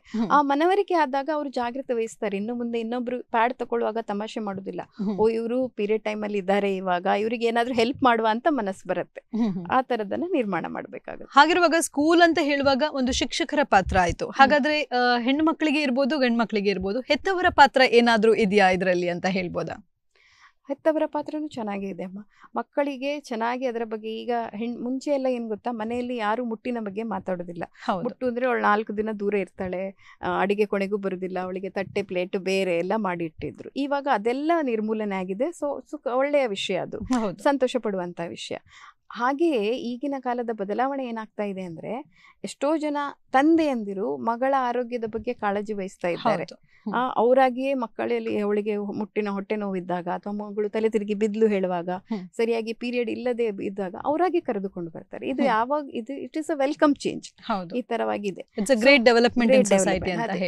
ಮುಚ್ಚು ಮರೆ ಇಲ್ಲದೆ ತಂದೆ ತಾಯಿ ಹೇಳ್ಬೇಕು. ಅವ್ರು ಏನಾದ್ರು ಕ್ವೆಶನ್ಸ್ ಕೇಳಿದ್ರೆ, ಅಯ್ಯೋ ಹೋಗು ಬೇಡ, ಇದು ನಿಂಗೆ ಬೇಡದ ವಿಷಯ, ನೀನ್ ತಲೆ ಕೊಡ್ಸ್ಕೊಳ್ಬೇಡ ಅಂತ ಹೇಳಿ ಅವರನ್ನ ದೂರ ಮಾಡಿದ್ರೆ ಅವ್ರು ಬೇರೆದ್ರಲ್ಲಿ ಆ ವಿಷಯವನ್ನ ಹುಡುಕಿ ನೋಡಿ ಬೇರೆ ಏನೋ ಅರ್ಥ ಮಾಡ್ಕೊಳ್ತಾರೆ. ಅದರ ಬದಲು ಅವರಿಗಿರುವ ಕ್ವೆಶನ್ ಅನ್ನ ನಮ್ಗೆ ಅರ್ಥ ಆದಾಗೆ ಹೇಳ್ಬೇಕು. ಆಗಿಲ್ಲ ಟೀಚರ್ ಹೇಳ್ತಾರೆ, ಇಲ್ಲ ನೀವು ಡಾಕ್ಟರ್ ಹತ್ರ ಹೋಗಿ ಕೇಳಿದ್ರೆ ಅವರು ಸರಿಯಾಗಿ ಅದನ್ನ ವಿವರ ಮಾಡ್ತಾರೆ. ಸೊ ಯಾವುದನ್ನು ಮುಚ್ಚು ಮರೆ ಇಡದೆ, ಈ ಮುಟ್ಟಾಗ್ಲಿ, ಮುಟ್ಟಿನ ಪ್ಯಾಡ್ ಆಗ್ಲಿ ಅಥವಾ ಮೆನ್ಸ್ಟ್ರಲ್ ಕಪ್ ಆಗ್ಲಿ, ಯಾವುದೇ ವಿಷಯವನ್ನ ಅದೊಂದು ಟ್ಯಾಬು ಅಂತ ಮಾಡದೆ ಅದರ ಬಗ್ಗೆ ನಾಲೆಜ್ ಅನ್ನ ಕೊಡಬೇಕು. ಓಕೆ ಡಾಕ್ಟರ್, ಹಾಗೆ ಇಂಡಿಯನ್ ಮೆಡಿಕಲ್ ಅಸೋಸಿಯೇಷನ್ ಉಡುಪಿ ಕರಾವಳಿ ವಿಭಾಗದ ಮೆಂಬರ್ ಆಗಿದ್ದೀರಾ ನೀವು. ಇಲ್ಲಿಯ ಒಂದು ಅಸೋಸಿಯೇಷನ್ ಇಂದ ಯಾವ ರೀತಿಯ ಕಾರ್ಯಕ್ರಮಗಳು ಈ ಒಂದು ಋತುಚಕ್ರದ ಅಥವಾ ಹೆಣ್ಣು ಮಕ್ಕಳ ಸಮಸ್ಯೆಗಳ ಬಗ್ಗೆ ಮಾಡ್ತಾ ಇದ್ದೀರಾ ಅಂತ ಹೇಳ್ಬೋದಾ? ನಾವು ಹಲವಾರು ಕಾರ್ಯಕ್ರಮಗಳನ್ನ ಮಾಡ್ತೇವೆ ಇದರ ಸಲುವಾಗಿ. ಅಡಾಲಸೆಂಟ್ ಹೆಲ್ತ್ ಎಜುಕೇಶನ್ ಅಂತ ಇದೆ. ಸ್ಕೂಲ್ಗಳಿಗೆ ಹೋಗಿ, ಶಾಲೆಗಳಿಗೆ ಹೋಗಿ ನಾವು ಸುಮಾರು ಜನ ಡಾಕ್ಟರ್ಸ್ ಇದ್ದೇವೆ, ಹೋಗಿ ಅವರಿಗೆ ಅಡಾಲಸೆಂಟ್ ಹೆಲ್ತ್, ಅವರು ಯಾವ ಬಗ್ಗೆ ಫಿಸಿಕಲ್ ಆ್ಯಂಡ್ ಸೈಕಲಾಜಿಕಲ್, ದೈಹಿಕ ಹಾಗೂ ಮಾನಸಿಕ ಆರೋಗ್ಯವನ್ನ ಹೇಗೆ ಕಾಪಾಡಿಕೊಳ್ಬೇಕು ಅದರ ಬಗ್ಗೆ ನಾವು ಅವರಿಗೆ ತಿಳಿ ಹೇಳ್ತೇವೆ. ಜೊತೆಗೆ ಅನೀಮಿಯಾ, ರಕ್ತಹೀನತೆ ಅಂದ್ರೆ ಏನಾಗುತ್ತೆ, ಅದರಿಂದ ಅವ್ರಿಗೇನ್ ಕಷ್ಟ ಆಗುತ್ತೆ, ಯಾವ ಲಕ್ಷಣಗಳಿರ್ತವೆ, ಅದನ್ನ ಪತ್ತೆ ಹಚ್ಚುವುದು ಹೇಗೆ, ಅದರ ಪರಿಹಾರ ಹೇಗೆ, ಇದರ ಬಗ್ಗೆನೂ ಹೇಳ್ಕೊಡ್ತೇವೆ. Mainly we concentrate even on teen mental health, because that is most important. ಇವಾಗದ ಎಲ್ಲಾ ಕಡೆ ಚಂಚಲಗೊಳಿಸುವಂತ ಮನಸ್ಸು, ಸೋಷಿಯಲ್ ಮೀಡಿಯಾ, ನಮ್ದು ಮಾದಕ ದ್ರವ್ಯಗಳು ಎಲ್ಲ ಇರುವಾಗ, ಪಿಯರ್ ಪ್ರೆಷರ್ ಮೇನ್ಲಿ ಅದಿರುವಾಗ, so mental health is also important. ಅದರ ಬಗ್ಗೆಯೂ ನಾವು ಹೇಳಲಿಕ್ಕೆ ಇದು ಮಾಡ್ತೇವೆ. ಹಾಗೆ ಈ ಮೆನ್ಸ್ಟ್ರಲ್ ಹೆಲ್ತ್ ಬಗ್ಗೆನೂ ಹೇಳ್ತೇವೆ. ಜೊತೆಗೆ ಈಗ HPV ವ್ಯಾಕ್ಸಿನ್ ಅಂತ ಒಂದು ಬಂದಿದೆ, ಅದರ ಬಗ್ಗೆಯೂ ಹೇಳ್ತೇವೆ. ಹಲವಾರು ಕ್ಯಾಂಪ್ಗಳನ್ನ ನಡೆಸ್ತೇವೆ, ಅವೇರ್ನೆಸ್ ಶಿಬಿರಗಳನ್ನ ಮಾಡ್ತೇವೆ. ನಾವು ಹಲವಾರು ಸ್ಕಿಟ್ಗಳನ್ನ, ಸ್ಟ್ರೀಟ್ ಪ್ಲೇಗಳನ್ನ ಮಾಡಿ ಕೂಡ ಅವರಿಗೆ ವಿಷಯವನ್ನ ತಿಳಿಸ್ಕೊಡ್ತೇವೆ. ಅಂದ್ರೆ ಬಹಳಷ್ಟು ಕಾರ್ಯಕ್ರಮಗಳು IMA ಇಂದ ಕೂಡ ನಡೀತಾ ಇದೆ. ಇದರಿಂದ ಜಾಗೃತಿಯ ಕಾರ್ಯಕ್ರಮಗಳು ಅಂತ ಹೇಳ್ಬೋದು. ನಮ್ಮ ಮುಂದಿನ ಜನರೇಷನ್ ಇರ್ಬೋದು ಅಥವಾ ಈಗಿನ ಮುಂದೆ ಬರುವಂತಹ ಪೀಳಿಗೆಗೆ ನೀವು ಬಹಳಷ್ಟು ಇನ್ಫಾರ್ಮೇಶನ್ ಅನ್ನ ಕೊಡ್ತಾ ಇದ್ದೀರಾ ಡಾಕ್ಟರ್. ಹಾಗೆ ಈ ಒಂದು ಎಲ್ಲದಕ್ಕೂ ಈಗ ನಾವು ಒಂದೊಂದು ಡೇ ಅಂತ ನೋಡ್ಬೋದು. ಹಾಗಿರುವಾಗ ಋತುಚಕ್ರಕ್ಕೆ ಸಂಬಂಧಿಸಿದಂತೆ ಯಾವುದಾದ್ರೂ ಒಂದು ಪರ್ಟಿಕ್ಯುಲರ್ ಡೇ ಅನ್ನ ನಾವು ಹೇಳಿ ಅದರ ಬಗ್ಗೆ ಜಾಗೃತಿ ಮೂಡಿಸುವ ಕಾರ್ಯಕ್ರಮಗಳು ಏನಾದ್ರೂ ಇದೆಯಾ? ಹೌದು, ಚೆನ್ನಾಗಿದೆ. ಈಗ ಆಕ್ಚುಲಿ ಮೇ ತಿಂಗಳೇ ಅದರ ದಿನ ಇರುವುದು. ನಾನು ಸ್ಟಾರ್ಟ್ ಮಾಡುವಾಗ ಹೇಳಿದೆ ನಿಮ್ಗೆ 5 ದಿನಗಳ ಮುಟ್ಟು 28 ದಿನಕ್ಕೆ ಒಮ್ಮೆ ಬರ್ತದೆ ಅಂತ. ಸೊ 28/5 ಮೇ ತಿಂಗಳ 28ನೇ ದಿನವನ್ನ ಮೆನ್ಸ್ಟ್ರಲ್ ಹೈಜೀನ್ ಡೇ ಅಂತ ಒಬ್ಸರ್ವ್ ಮಾಡ್ತಾ ಇದ್ದೇವೆ ನಾವು. ಆ ದಿನದಲ್ಲಿ ಹಲವಾರು ಕಾರ್ಯಕ್ರಮಗಳು ನಡೀತವೆ. ಮೆನ್ಸ್ಟ್ರಲ್ ಹೈಜೀನ್ ಅನ್ನ, ಈಗ ನೀವೆಲ್ಲ ಕೇಳಿದ ಸ್ವಚ್ಛತೆಯನ್ನ ಹೇಗೆ ನಾವು ಕಾಪಾಡ್ಕೊಳ್ಳೋದು, ನಮ್ಮ ಆರೋಗ್ಯ ರಕ್ಷಣೆಯಲ್ಲಿ ಯಾವ ತರದ ಪ್ಯಾಡ್ ಅನ್ನ ನಾವು ಬಳಸಬೇಕು, ಮತ್ತೆ ಅವರ ಆರೋಗ್ಯವನ್ನ ಹೇಗೆ ಕಾಪಾಡಿಕೊಳ್ಬೇಕು, ಇದರ ಬಗ್ಗೆ ಜನರಲ್ಲಿ ಜಾಗೃತಿ ಮೂಡಿಸ್ಲಿಕ್ಕೆ, ಮತ್ತೆ ಅವರಿಗೆ ಹಲವಾರು ಮಾಹಿತಿ ಕಾರ್ಯಕ್ರಮಗಳನ್ನು ಮಾಡ್ಲಿಕ್ಕೆ ಈ ದಿನವನ್ನ ಬಳಸ್ಕೊಳ್ತಾರೆ. ಸೊ ಪ್ರತಿ ವರ್ಷವೂ ಈ ದಿನ ಇರುತ್ತೆ. ಈ ವರ್ಷವೂ ನಾಡ್ದು 28ನೇ ತಾರೀಕಂದು ಇದನ್ನ ಒಬ್ಸರ್ವ್ ಮಾಡ್ಲಿಕ್ಕೆ ಆಗ್ತದೆ. ಸೊ ಪ್ರತಿ ವರ್ಷ ಒಂದು ಥೀಮ್ ಕೊಡ್ತಾರೆ. ಈ ವರ್ಷದ ಥೀಮ್ ಅಂತ ಹೇಳಿದ್ರೆ make menstruation A regular part of life by 2030. 2030 ಒಳಗೆ ಅದೊಂದು ಮಾಮೂಲ್ ಪಾರ್ಟ್. ನೀವು ಹೇಗೆ ಬ್ರೀದ್ ಮಾಡ್ತೀರಿ, ಹೇಗೆ ನಿಮ್ಮಲ್ಲಿ ರಕ್ತ ಸಂಚಾರ ಆಗ್ತದೆ, ಅದೇ ತರ ಮೆನ್ಸ್ಟ್ರುಯೇಷನ್ ಹೇಳುವುದು ಒಂದು ನಾರ್ಮಲ್ ಪ್ರಕ್ರಿಯೆ ಹೇಳುವಂತಹದ್ದು, ಎಲ್ಲರಿಗೂ ಗೊತ್ತಾಗಬೇಕು, ಎಲ್ಲರೂ ಅದನ್ನ ಜೀವನದ ಒಂದು ಅಂಗವಾಗಿ ತಗೊಳ್ಬೇಕು ಅಂತ ಹೇಳುವಂತಹದ್ದು. ಸೊ ಆ ನಿಟ್ಟಿನಲ್ಲಿ ನಾವು ಸ್ವಚ್ಛತೆ ಬಗ್ಗೆಯೂ ಗಮನ ಕೊಡಬೇಕು. ಮತ್ತೆ ಎಲ್ಲರಿಗೂ ಇಕೋ ಫ್ರೆಂಡ್ಲಿ ಮೆನ್ಸ್ಟ್ರುಯಲ್ ಪ್ರಾಡಕ್ಟ್ ಸಿಕ್ಕುವ ಹಾಗೆ, ನಮ್ಮ ಇಲ್ಲಿ ಏರಿಯಾದಲ್ಲಿ ಎಲ್ಲ ಸಿಗುತ್ತೆ. ಎಷ್ಟೋ ಹಳ್ಳಿಗಾಡುಗಳಿದ್ದಾವೆ, ಅಲ್ಲಿ ಸ್ಕೂಲ್ ಡ್ರಾಪ್ ಔಟ್ ಆಗುತ್ತೆ, ಸ್ಕೂಲಿಂದ ರಜೆ ತಗೊಳ್ತಾರೆ, ಯಾಕೆಂದ್ರೆ ಅವರಿಗೆ ಪ್ಯಾಡ್ ಇರುವುದಿಲ್ಲ ಹಾಕೊಂಡ್ ಬರ್ಲಿಕ್ಕೆ, ಪೀರಿಯಡ್ ಪವರ್ಟಿ ಅಂತ ಹೇಳ್ತೇವೆ. ಸೊ ಅದು ಕೂಡ ನಿವಾರಣೆ ಆಗ್ಲಿಕ್ಕೆ ಅದರ ಬಗ್ಗೆ ಏನೆಲ್ಲ ಮಾಡ್ಲಿಕ್ಕೆ ಆಗತ್ತೆ ಅದನ್ನ ನಾವು ಹೆಚ್ಚಾಗಿ ಮಾಡ್ಲಿಕ್ಕೆ ಆ ದಿನವನ್ನ ಬಳಸಿಕೊಳ್ತೇವೆ. ಹಾಗಿರುವಾಗ ನೀವು ಹೇಳಿದ್ದು ಸರಿಯಾಗಿದೆ. ಇಲ್ಲಿನ ಒಂದು ಪರಿಸ್ಥಿತಿಯನ್ನ ನೋಡಿದ್ರೆ ನಮ್ಗೆ ಸ್ವಲ್ಪ ಸಿಟಿಯಲ್ಲಿ ಇರುವವರಿಗೆ ಅಂತಹ ಪ್ರಾಬ್ಲಮ್ ಬರುವುದಿಲ್ಲ, ಏನಿಲ್ಲದಿದ್ರು ಆನ್ಲೈನ್ ಅಲ್ಲಿ ಕೂಡ ನಾವು ತರಿಸಬಹುದು. ಬಟ್ ಹಳ್ಳಿಯಲ್ಲಿ ಇರುವವರಿಗೆ ಬಹಳಷ್ಟು ಸಮಸ್ಯೆ ಆಗ್ತಾ ಇದೆ. ಅವರಿಗೆ ಯಾವ ರೀತಿಯ ಒಂದು ಮುಟ್ಬಹುದು ಈ ಒಂದು ಕಾರ್ಯಕ್ರಮ ಅಂತ ಹೇಳ್ಬೋದಾ? ಅವರಿಗೆ ಮಾಡ್ಲಿಕ್ಕೆ ಸರ್ಕಾರ ಕೂಡ ಇದು ಮಾಡುತ್ತೆ. ಸರ್ಕಾರದ ಲೆವೆಲ್ ಅಲ್ಲಿ ಪ್ರೈಮರಿ ಹೆಲ್ತ್ ಸೆಂಟರ್ಸ್ ಅಂತ ಇದೆ, ಅಂಗನವಾಡಿ ಕಾರ್ಯಕರ್ತರಿದ್ದಾರೆ, ಆಶಾ ಕಾರ್ಯಕರ್ತರಿದ್ದಾರೆ. ಅವರು ಹೆಣ್ಣು ಮಕ್ಕಳ ಆರೋಗ್ಯ ಕಾಪಾಡ್ಲಿಕ್ಕೆ ಕಬ್ಬಿಣದ ಸತ್ವದ ಮಾತ್ರೆಗಳನ್ನ ಎಲ್ಲ ಮನೆಗೆ ಹೋಗಿ ಕೊಡ್ತಾರೆ, ರಕ್ತ ಚೆಕ್ಅಪ್ ಮಾಡಿ ಕೊಡ್ತಾರೆ. ಜೊತೆಗೆ ಈ ಹತ್ತಿಯ ಪ್ಯಾಡುಗಳು, ಸಖಿ ಪ್ಯಾಡುಗಳು ಅಂತ ಬರ್ತಿತ್ತು, ಸ್ವಚ್ಛ ಪ್ಯಾಡುಗಳು ಅಂತ ಬರ್ತಿತ್ತು, ಬರ್ತದೆ. ಆ ಪ್ಯಾಡ್ಗಳನ್ನ ತಿಂಗಳಿಗೆ ಇಷ್ಟು ಅಂತ, ಒಂದು ಪ್ಯಾಕೆಟ್ ಪ್ರತಿ ತಿಂಗಳಿಗೆ ಅಂತ ಹಳ್ಳಿ ಗ್ರಾಮೀಣ ಪ್ರದೇಶದ ಶಾಲೆಗಳಲ್ಲಿಯೂ ಕೊಡ್ತಾರೆ. ಇಲ್ಲದ್ರೆ ಈ ಆಶಾ ಕಾರ್ಯಕರ್ತರು ಕಾರ್ಯಕರ್ತೆಯರು ಆ ಮನೆಗಳಿಗೆ ಹೋಗಿ ಕೂಡ ವಿತರಿಸ್ತಾರೆ. ಸೊ ಆ ಕಾರ್ಯಕ್ರಮಗಳು ಸರ್ಕಾರದಿಂದಲೂ ನಡೀತಾ ಇದ್ದಾವೆ. ಅಂದ್ರೆ ಸರ್ಕಾರದಿಂದ ಕೂಡ ಬಹಳಷ್ಟು ಸಹಕಾರಯುಕ್ತ ಕಾರ್ಯಕ್ರಮಗಳು ನಡೀತಾ ಇದೆ ನಮ್ಮ ಗ್ರಾಮೀಣ ಭಾಗದವರಿಗೆ ಅಂತ ಹೇಳ್ಬೋದು. ಹಾಗೆ ಮೇಡಮ್, ಕೊನೆಯದಾಗಿ ಹೇಳುವುದಾದ್ರೆ ಈ ಎಲ್ಲ ಋತುಚಕ್ರದ ಒಂದು ಸಮಸ್ಯೆಗಳಿಂದ ಹೊರಗೆ ಬರ್ಲಿಕ್ಕೆ ಅಂದ್ರೆ ನೈರ್ಮಲ್ಯ ಒಂದೇ ಕಾರಣ ಅಂತ ಹೇಳ್ಬೋದು. ನಾವು ನೈರ್ಮಲ್ಯದಿಂದ ಇದ್ರೆ ನಾವು ಹೆಚ್ಚಾಗಿ ನಮ್ಮ ಆರೋಗ್ಯವನ್ನ ಕಾಪಾಡಿಕೊಳ್ಬಹುದು ಅಂತ ಹೇಳುವ ಒಂದು ವಿಷಯವನ್ನ ಇಟ್ಕೊಂಡು ನಮ್ಮ ವೀಕ್ಷಕರಿಗೆ ಯಾವ ರೀತಿಯ ಸಂದೇಶವನ್ನ ಕೊಡ್ಲಿಕ್ಕೆ ಬಯಸ್ತೀರಾ? ಯಾವುದೇ ಒಬ್ಬನ ಆರೋಗ್ಯ ಚೆನ್ನಾಗಿರ್ಬೇಕು ಅಂದ್ರೆ ನೈರ್ಮಲ್ಯ ಅದಕ್ಕೊಂದು ಪಿಲ್ಲರ್ ಅಂತ ಹೇಳ್ತೇವೆ, ಆಧಾರ ಸ್ತಂಭ. ಅದು ದೈಹಿಕ ನೈರ್ಮಲ್ಯ ಆಗಿರ್ಬೋದು ಅಥವಾ ಮುಟ್ಟಿನ ನೈರ್ಮಲ್ಯವೇ ಆಗಿರ್ಬೋದು, ಜೊತೆಗೆ ಮಾನಸಿಕ ನೈರ್ಮಲ್ಯವನ್ನು ಬೇಕು. ಎಲ್ಲಾ ಮೂರು ಸರಿಯಾಗಿದ್ದಾಗ ಆರೋಗ್ಯ ಚೆನ್ನಾಗಿರ್ತದೆ. ಸೊ ನಾವು ಈಗ ಮುಟ್ಟಿನ ನೈರ್ಮಲ್ಯದ ಬಗ್ಗೆ ಮಾತಾಡ್ತಾ ಹೋದ್ರೆ ಆಗ್ಲೇ ಹೇಳಿದಾಗೆ ಒಂದು ಮುಟ್ಟು ಹೇಳುದು ಸಹಜ ಪ್ರಕ್ರಿಯೆ, ಅದನ್ನ ಸಹಜವಾಗಿ ಇರ್ಲಿಕ್ಕೆ ಬಿಡ್ಬೇಕು. ಅದರ ಬಗ್ಗೆ ತಪ್ಪು ತಿಳುವಳಿಕೆಗಳೇನಿದ್ದಾವೆ ಅದನ್ನ ತೊಡೆದು ಹಾಕುವಲ್ಲಿ ನಾವು ಜಾಸ್ತಿ ಕೆಲಸವನ್ನ ಮಾಡ್ಬೇಕಾಗತ್ತೆ. ಮತ್ತೆ ನಮ್ಮ ಆರೋಗ್ಯ ಚೆನ್ನಾಗಿರುವ ಹಾಗೆ ಪರಿಸರವೂ ಚೆನ್ನಾಗಿರ್ಲಿಕ್ಕೆ ನಾವು ಯಾವ ತರದ ಇಕೋ ಫ್ರೆಂಡ್ಲಿ ಪ್ರಾಡಕ್ಟ್ಸ್ ಅನ್ನ, ಈ ಮೆನ್ಸ್ಟ್ರುಯಲ್ ಪ್ರಾಡಕ್ಟ್ಸ್ ಅನ್ನ ಬಳಸಬೇಕು ಎಂಬುದರ ಬಗ್ಗೆ ಕೂಡ ನಾಲೆಜ್ ಎಲ್ಲರಿಗೂ ಹೋಗ್ಬೇಕು. ಹಾಗೆ ನೀವು ಆಗ್ಲೇ ಹೇಳಿದಾಗೆ ಹುಡುಗರು ಹುಡುಗಿಯರು ಅಂತ ತಾರತಮ್ಯ ಇಲ್ಲದೆ ಆ ವಯಸ್ಸಿನಲ್ಲಿ ಎಲ್ಲರಿಗೂ ಅದರ ಬಗ್ಗೆ ಅರಿವು ಹೋಗ್ಬೇಕು ಅಂತ ನಾನು ಹೇಳಲಿಕ್ಕೆ ಇಷ್ಟಪಡ್ತೇನೆ. ಓಕೆ ಡಾಕ್ಟರ್, ನೀವು ಒಳ್ಳೆಯ ಒಂದು ಮೆಸೇಜ್ ನ ನಮ್ಮ ಸೊಸೈಟಿಗೆ ಕೊಟ್ಟಿದ್ದೀರಾ. ಅಂದ್ರೆ ಎಲ್ಲಿಯೂ ಕೂಡ ತಾರತಮ್ಯ ಇಲ್ಲದೆ ಈ ಎಲ್ಲ ಒಂದು ಋತುಚಕ್ರ ಅಂತ ಹೇಳೋದನ್ನ ಯಾರು ಕೀಳಾಗಿ ನೋಡಬಾರ್ದು. ಅದು ನಮ್ಮ ಪ್ರಕೃತಿ ಸಹಜ ಒಂದು ವರವಾಗಿ ಬಂದಿರುವಂತಹ ಮಹಿಳೆಯರಿಗೆ ವರವಾಗಿ ಬಂದಿರುವಂತಹ ಒಂದು ಋತುಚಕ್ರ ಅಂತ ಹೇಳಿ ಅದನ್ನ ಸ್ವೀಕಾರ ಮಾಡಿದ್ರೆ ಖಂಡಿತವಾಗಿ it's a part and parcel of life ಅಂತ ಹೋಗ್ತದೆ ಅಂತ. ಕಾರ್ಯಕ್ರಮಕ್ಕೆ ಬಂದು ಋತುಚಕ್ರದ ನೈರ್ಮಲ್ಯದ ಬಗ್ಗೆ ಬಹಳಷ್ಟು ಮಾಹಿತಿಯನ್ನ ನೀಡಿದ್ದಕ್ಕಾಗಿ ಧನ್ಯವಾದಗಳು. Thank you. ವೀಕ್ಷಕರೇ, ಇಲ್ಲಿಗೆ ನಮ್ಮ ಇಂದಿನ ವೈದ್ಯ ಸಿಂಧು ಕಾರ್ಯಕ್ರಮವನ್ನ ಮುಕ್ತಾಯ ಮಾಡ್ತಾ ಇದ್ದೇವೆ. ಮುಂದಿನ ಸಂಚಿಕೆಯಲ್ಲಿ ಮತ್ತೆ ಭೇಟಿಯಾಗೋಣ. ವಂದನೆಗಳು. ವೈದ್ಯೋ ನಾರಾಯಣ ಹರಿ, ವೈದ್ಯೋ ನಾರಾಯಣ ಹರಿ, ವೈದ್ಯೋ ನಾರಾಯಣ ಹರಿ, ವೈದ್ಯೋ ನಾರಾಯಣ